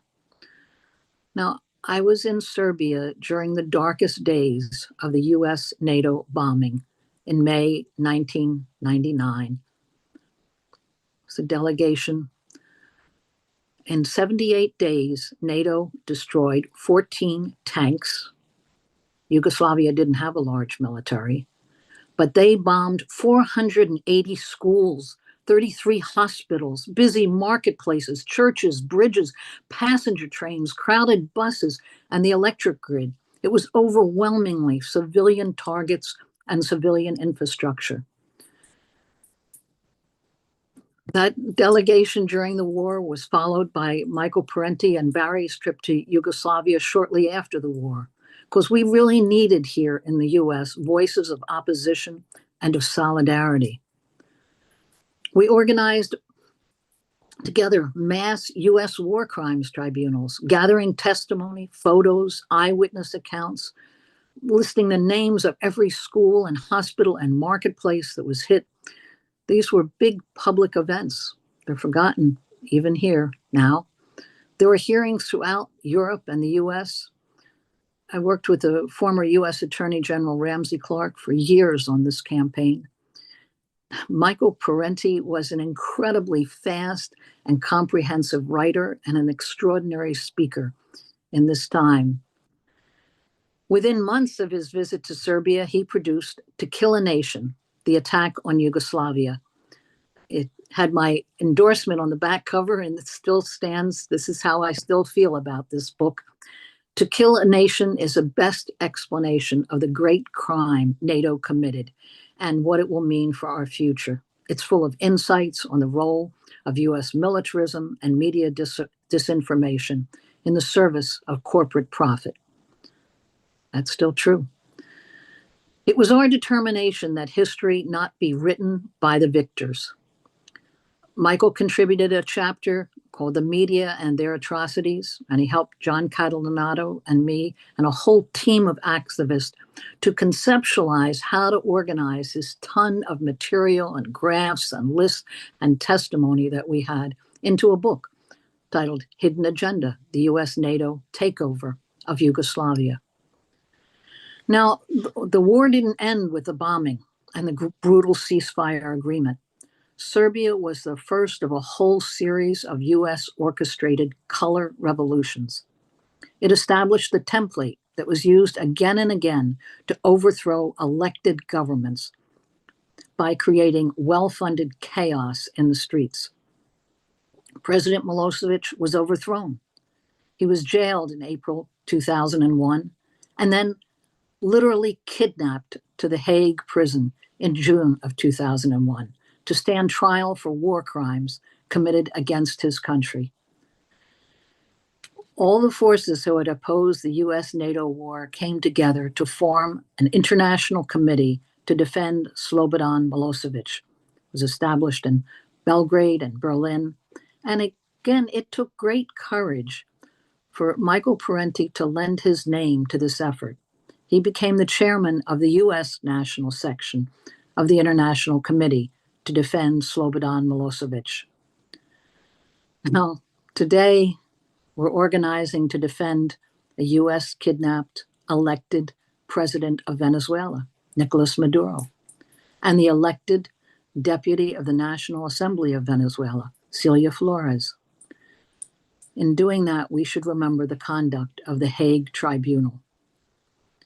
Milosevic was supposedly put on trial at a specially created international tribunal at The Hague, but he was refused a lawyer of his choice.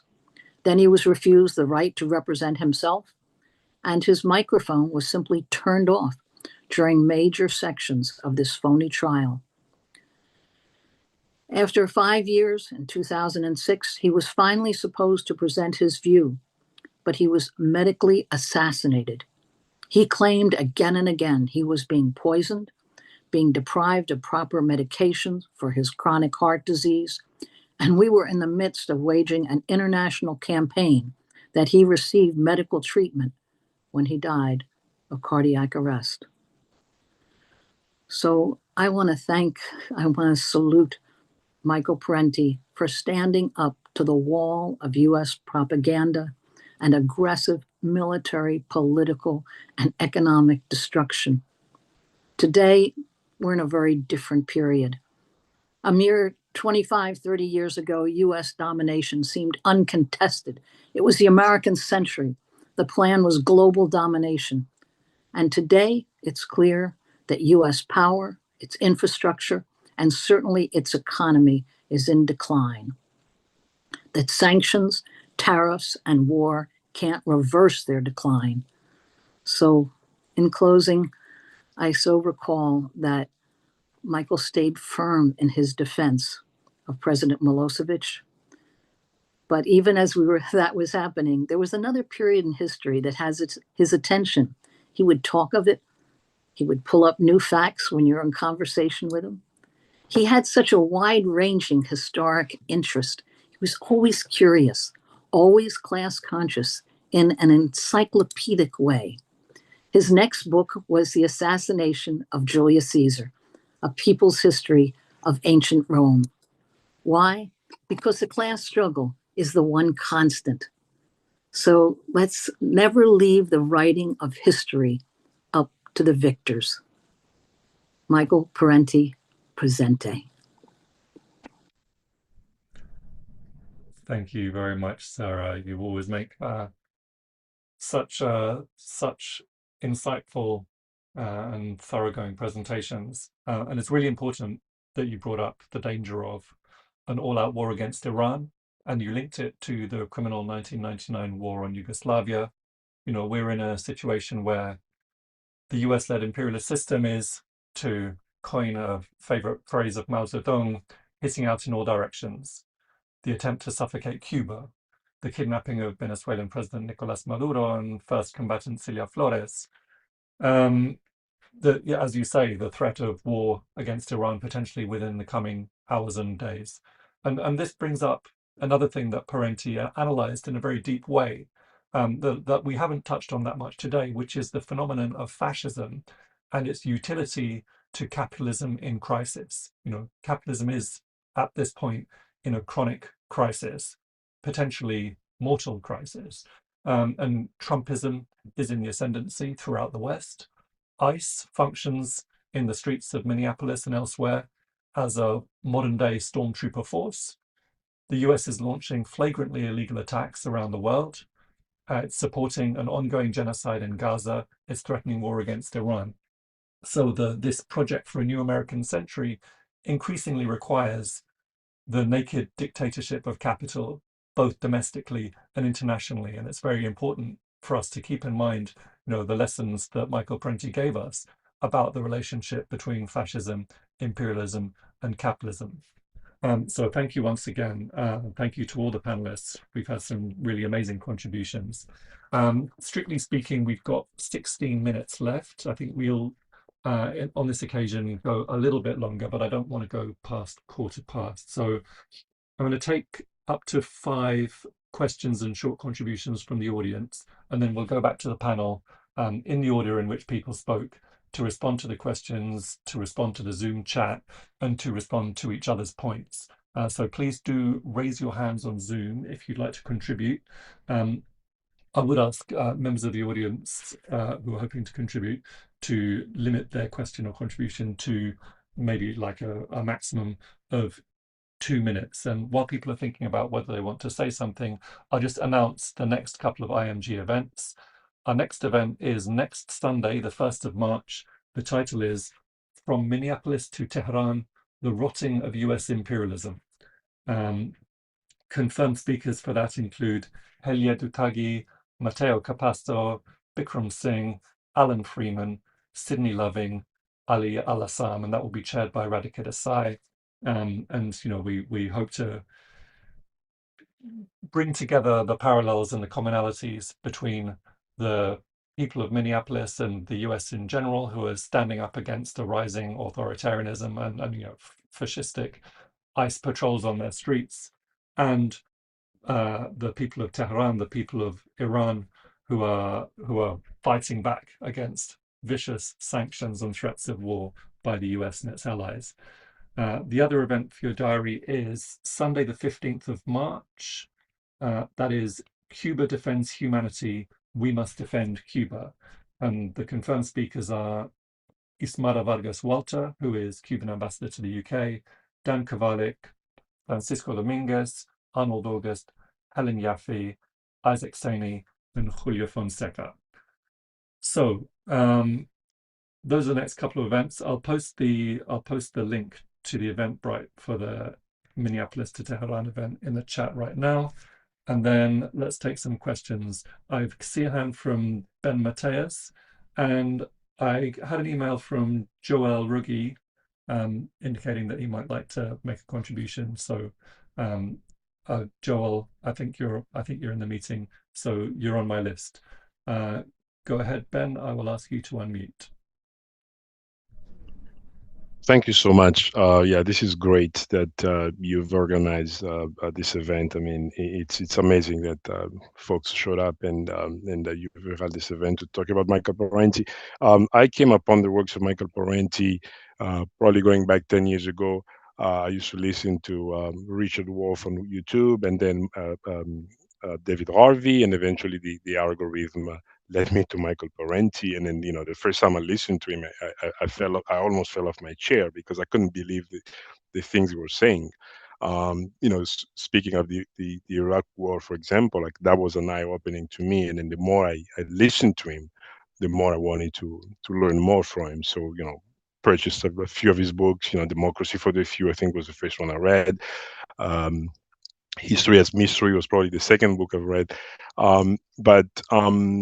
So this is really amazing. One thing though, just kind of going back to Michael Parenti, some of his lectures, he and I don't know which one it was, but he talks about how he wanted to. He never wrote a book about the Spanish-American War, right? And I was wondering if you know of any historical materialist a book perhaps that talks about analyzes the American-Spanish War. Great, thank you very much, Ben. I'm not seeing any indications.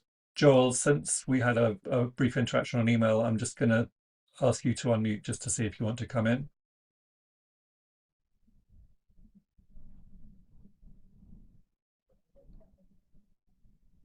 No, I'm not convinced Joel's around. Okay, okay, they've got a hand raised from Cooper. Go ahead.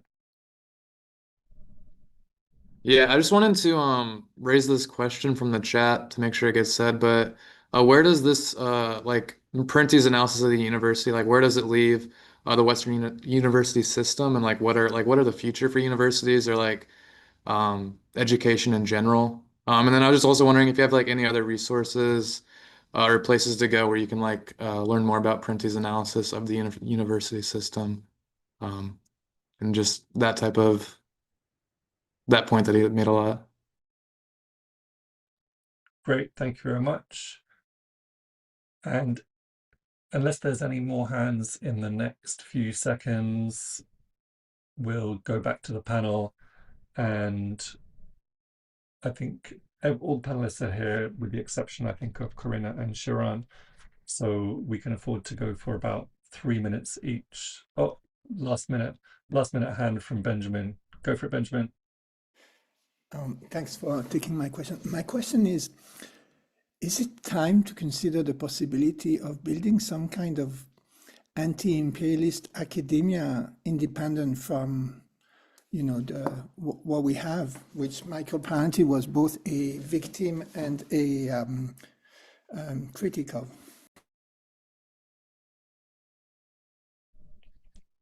Great. Thank you, Benjamin. Okay.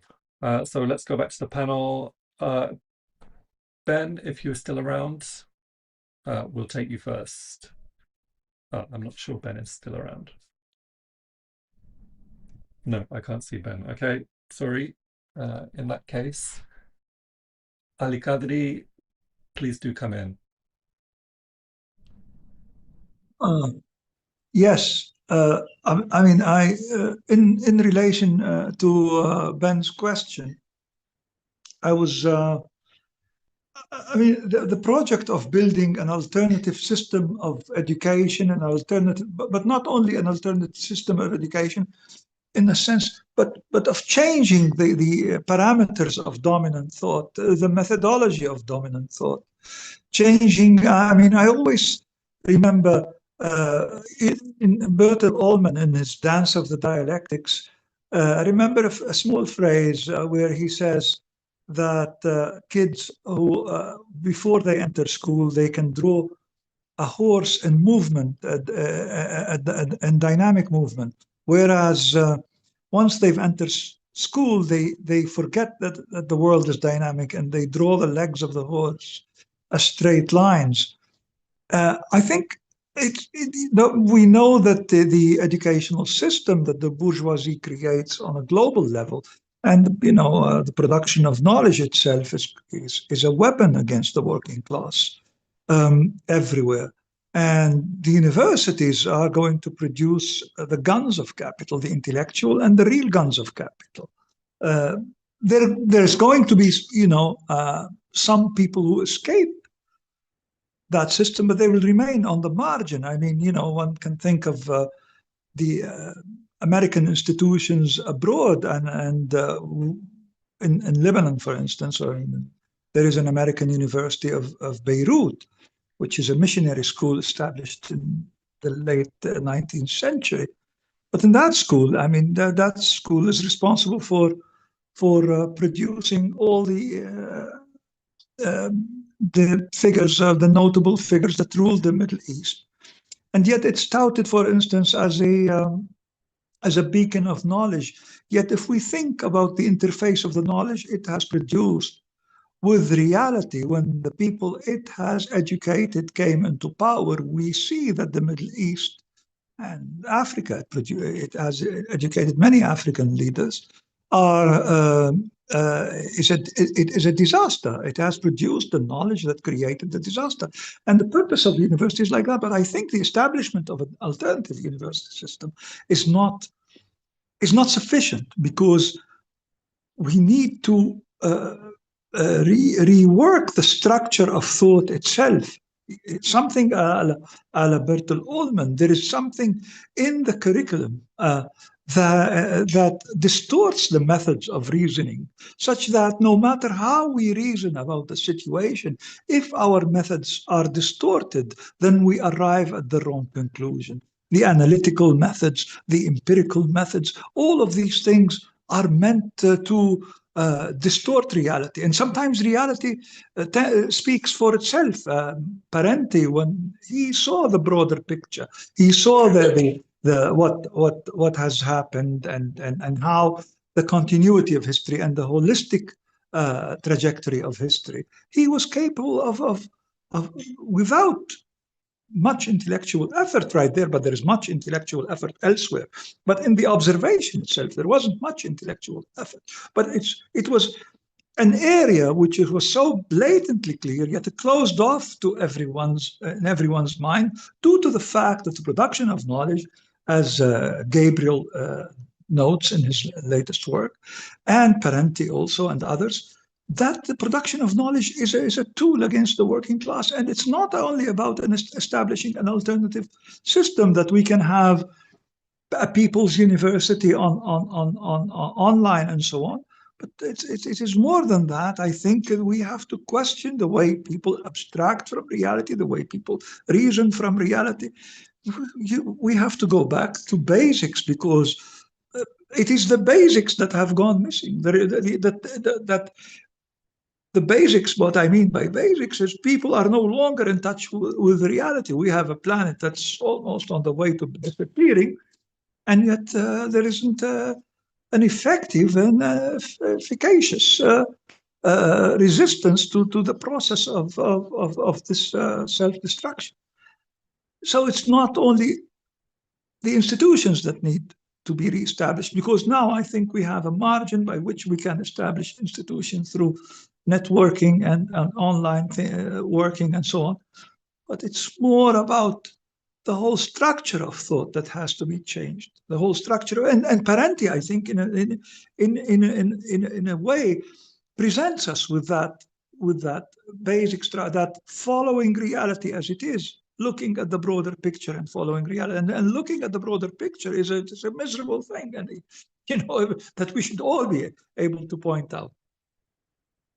Thanks. Wonderful. Thanks very much, Ali. Go ahead, Corinna.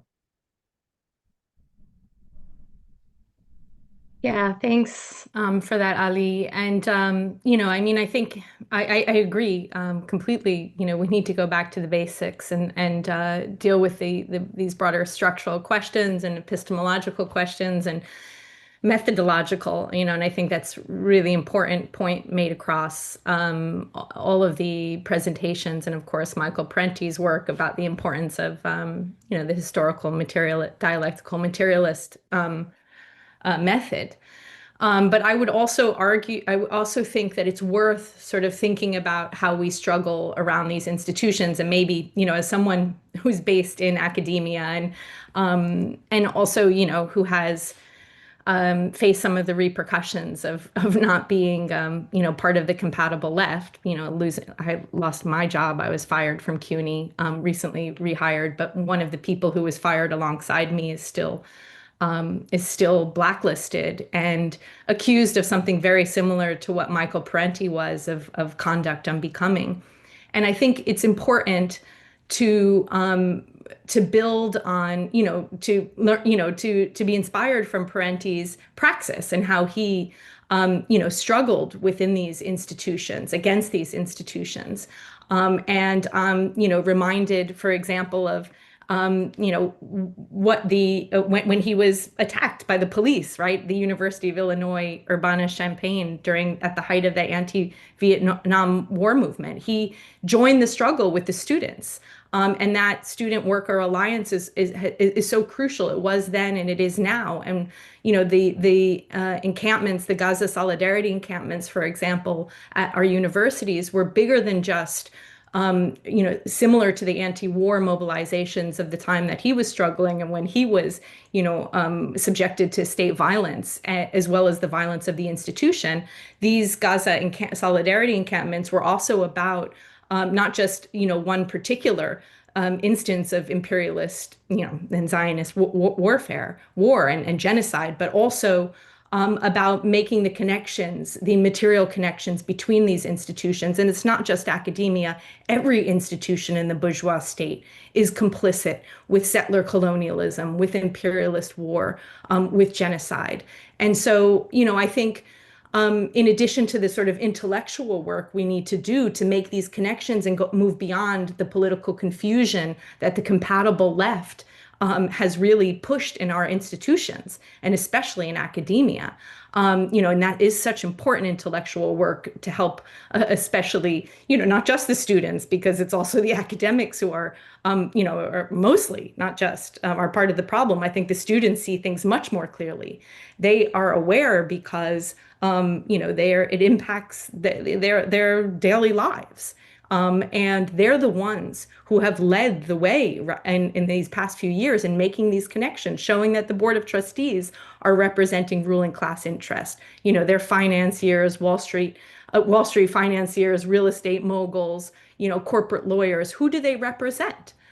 So the fact that he took on these institutions and their entanglements within the capitalist imperialist state is something that we need to learn from and continue to struggle, not just intellectually, but materially on the ground. Join those protests, defend the students who are being arrested, get arrested ourselves if that's what it takes. And that's what it did take for, in his case. And if it means getting fired, that, so be it, because that's, the least that we can do is put our jobs on the line. People are putting their lives on the line to fight and defeat imperialism. So yeah, I think those are some of the takeaway lessons that I would convey from Parenti. That's great. Thanks very much, Corinna. Over to Gabriel. Thanks. You can hear me? Yeah? Okay. Thank you for the questions and as well for the contributions of the other panelists. I'll go very quickly on Marxist analyses of the Spanish-American War. I don't know in Parenti's corpus, he certainly touches on it, and the reference that comes to mind is in Anti-Communist Impulse. He goes into some of this history. It's an excellent book in any case. He doesn't just do a deep dive into it, but he situates it within the broader history of the development of the US empire. Concerning the future of the universities, particularly in a case like the United States, it's very clear that the rise of fascism includes cultural and intellectual fascism, and what they're aiming at is a totalitarian control of the mindscape of the masses, and they're very intent on trying to push back any forms of critical thinking. And they also recognize that the university is, even in with all of its limitations, it remains dangerous because it is a site of concentration in which organizing can be more easily done, a la how it was done kind of in factories when there were larger production sites within the imperial core. And it's also a site of political education, and they're very intent on shutting that down. All of that is going to depend on class struggle and on us. And so maybe I'll conclude by addressing the third point. I think that in considering how political education relates to and is organically immersed within political organizing, we have to think strategically. And in doing so, recognize that there are different tactics that often serve different purposes, but can be interlocked in various ways. I do think that tactically, it makes absolute sense to use the university in every way, shape, and form that we can to advance our cause. We can use it as a kind of Trojan horse, as an organizing site and as a place for political education. It has its limitations, like any site, and those we have to be very vigilant about. And so a second tactic that is equally important and isn't mutually exclusive from the first is developing counter-hegemonic institutions of education, meaning platforms that allow us to collectively educate ourselves outside of the confines and restrictions of the university, like the International Manifesto Group, like what I've been doing with a number of fellow intellectuals and activists in the critical theory workshop, and many other platforms that we can point to. These tactics, though, if it be a kind of Trojan horse use of the academy as much as we can, counter-hegemonic educational and political platforms need ultimately to be linked to an overall strategy. We're not going to be able to have the educational forms that we need if we are either only working, with and against the university, and or developing alternative platforms that always need to survive on a shoestring budget, that are often attacked, that don't have the power and the resources that the ruling class has. The horizon of our struggle needs to be that we need to go in a socialist direction so that ultimately we can develop a socialist intellectual apparatus like the one they have in Cuba that they're trying to destroy, or in China, or in other examples that we could point to, because then we'll have the real state power necessary to fully educate the people, because the tools of education will be in the people's hands. And so I'll conclude by saying, two tactics and one strategy. I'm sure there are other tactics that people could add, but that we need to think about this in terms of the short, medium, and long-term struggle. Thank you. That's great. Thank you very much, Gabriel. And over to Immanuel Ness. Thank you, and thank everybody else for giving those great presentations. I mean, from my point of view, I think that every day I see that social science and historians teach propaganda. And I would say that's probably 95% of all faculty.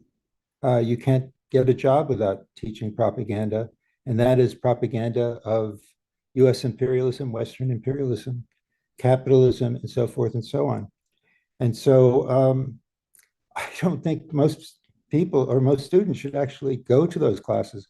But yet, if you want to get a job, you actually have to go along with the narratives that are put forward by most academics in my field and many other fields. So it's a struggle. I think what we could do is try to develop a school or a university where, not the new school, but a university where people are actually not teaching propaganda and ideas that are distorted, incorrect ideas about the world. So in my own classes, I have to basically unteach propaganda. That's the most important thing for me to do, because students just get a line that's directed, basically from the State Department. And by the way, that's how you get ahead in graduate school as well. And then they believe these things. And so, on the question of Yugoslavia, for instance, it was just pointed out that Milosevic was actually innocent of all charges. That actually, as Sara pointed out, there was Barry, there was a 90-day bombing or 75-day bombing of Yugoslavia for no reason at all, none whatsoever. They killed more Serbians than anyone else, and it was a really horrific war. But if you say that, you're considered to be some kind of quote unquote Holocaust denier. I'm not kidding you. That's what people are called. I mean, I think some of you here know what I'm talking about. Anyway, that's all I'll say. Great. Thanks a lot, Manny. Over to you, Barry. Thank you. I'll just speak briefly on the question that someone raised about the future of education. In my view, Trump is a fascist. He was always a fascist. He is slowly imposing a more fascist regime on the United States, and that includes the educational system. So that means that we're experiencing, and this is something I foresaw actually going back many years, going back to Clinton's time, that fascism was coming to America. And I wrote about it in the 1990s, in fact, that we're going to see some kind of Gleichschaltungen, this imposition from above of a particular worldview into the educational system and into the university system. That's the real, that I think that's the attempt. That's what they're trying to do. So now the question is, how can we fight back against that? Well, I believe that the best strategy overall is for us to build an electoral third party, a mass socialist and anti-imperialist party in this country, in the United States, that is to say. I still believe that a mass party, electoral party, is the solution to many of the problems, to the class struggle, many of the issues that we've raised here today. And I don't really believe that there's any alternative to that except violent revolution or barbarism. So those are the options I think we have before us. I don't see the university system is so under attack and so completely being dismantled and underfunded and the the iconoclasts are being hunted down. So yeah, I mean, Corinna knows this story better than anybody, since she's actually been fired for her free speech. But we are seeing the negation of the Bill of Rights, of the First Amendment, in every day, and we're seeing the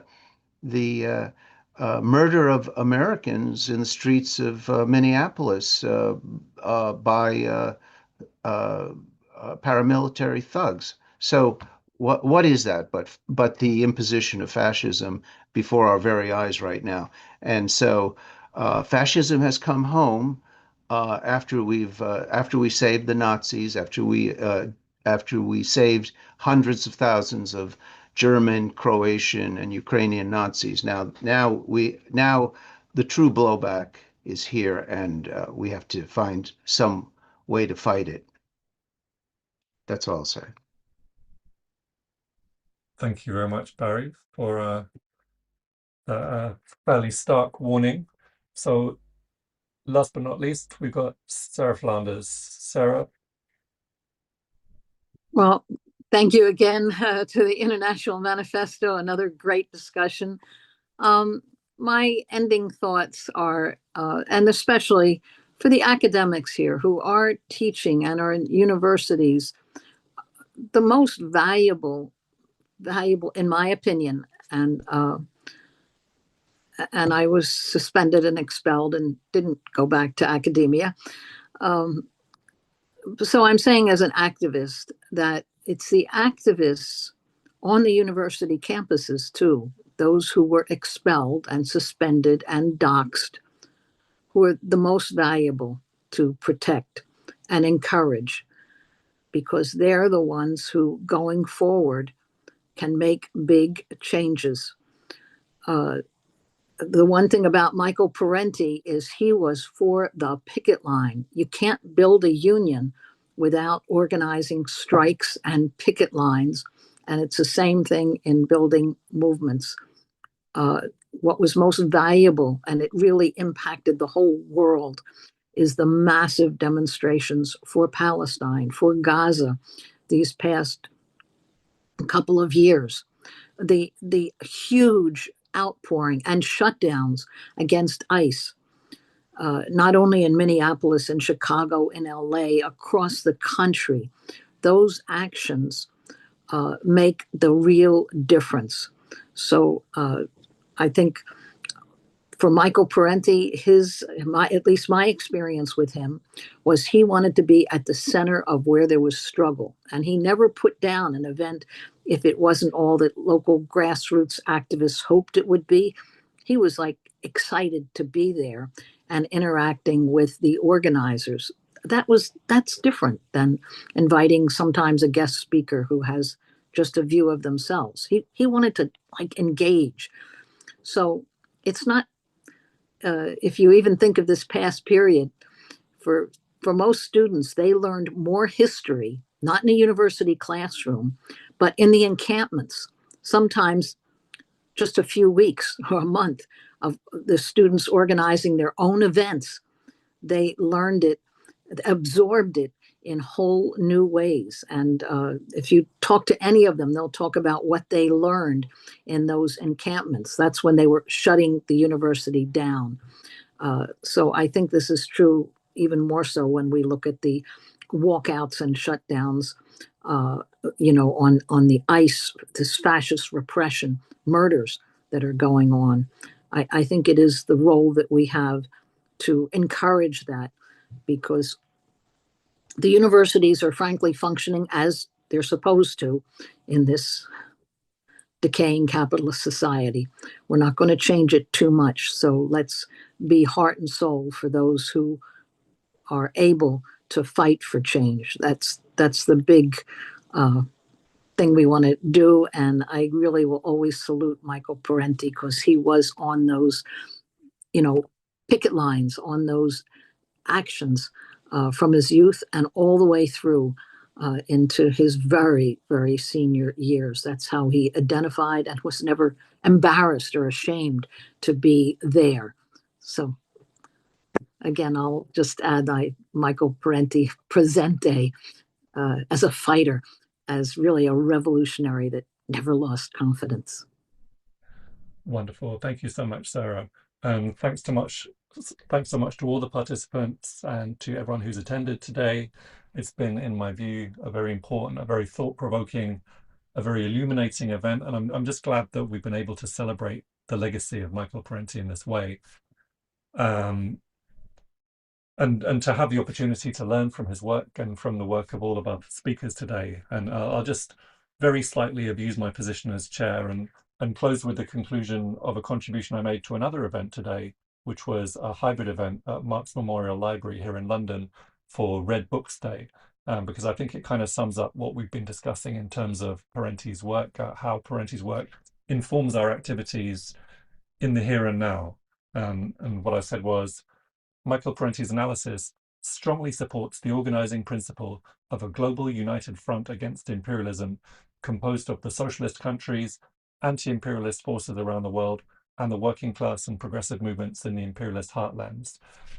And it should inspire us to support China, support Cuba, support all the socialist countries, support national liberation from Palestine to Ireland, oppose imperialist war and aggression, organize against a rising fascism, support the forces of multipolarity and the defense of the United Nations Charter, counter the propaganda war, expose lies, build a powerful counter-hegemonic narrative.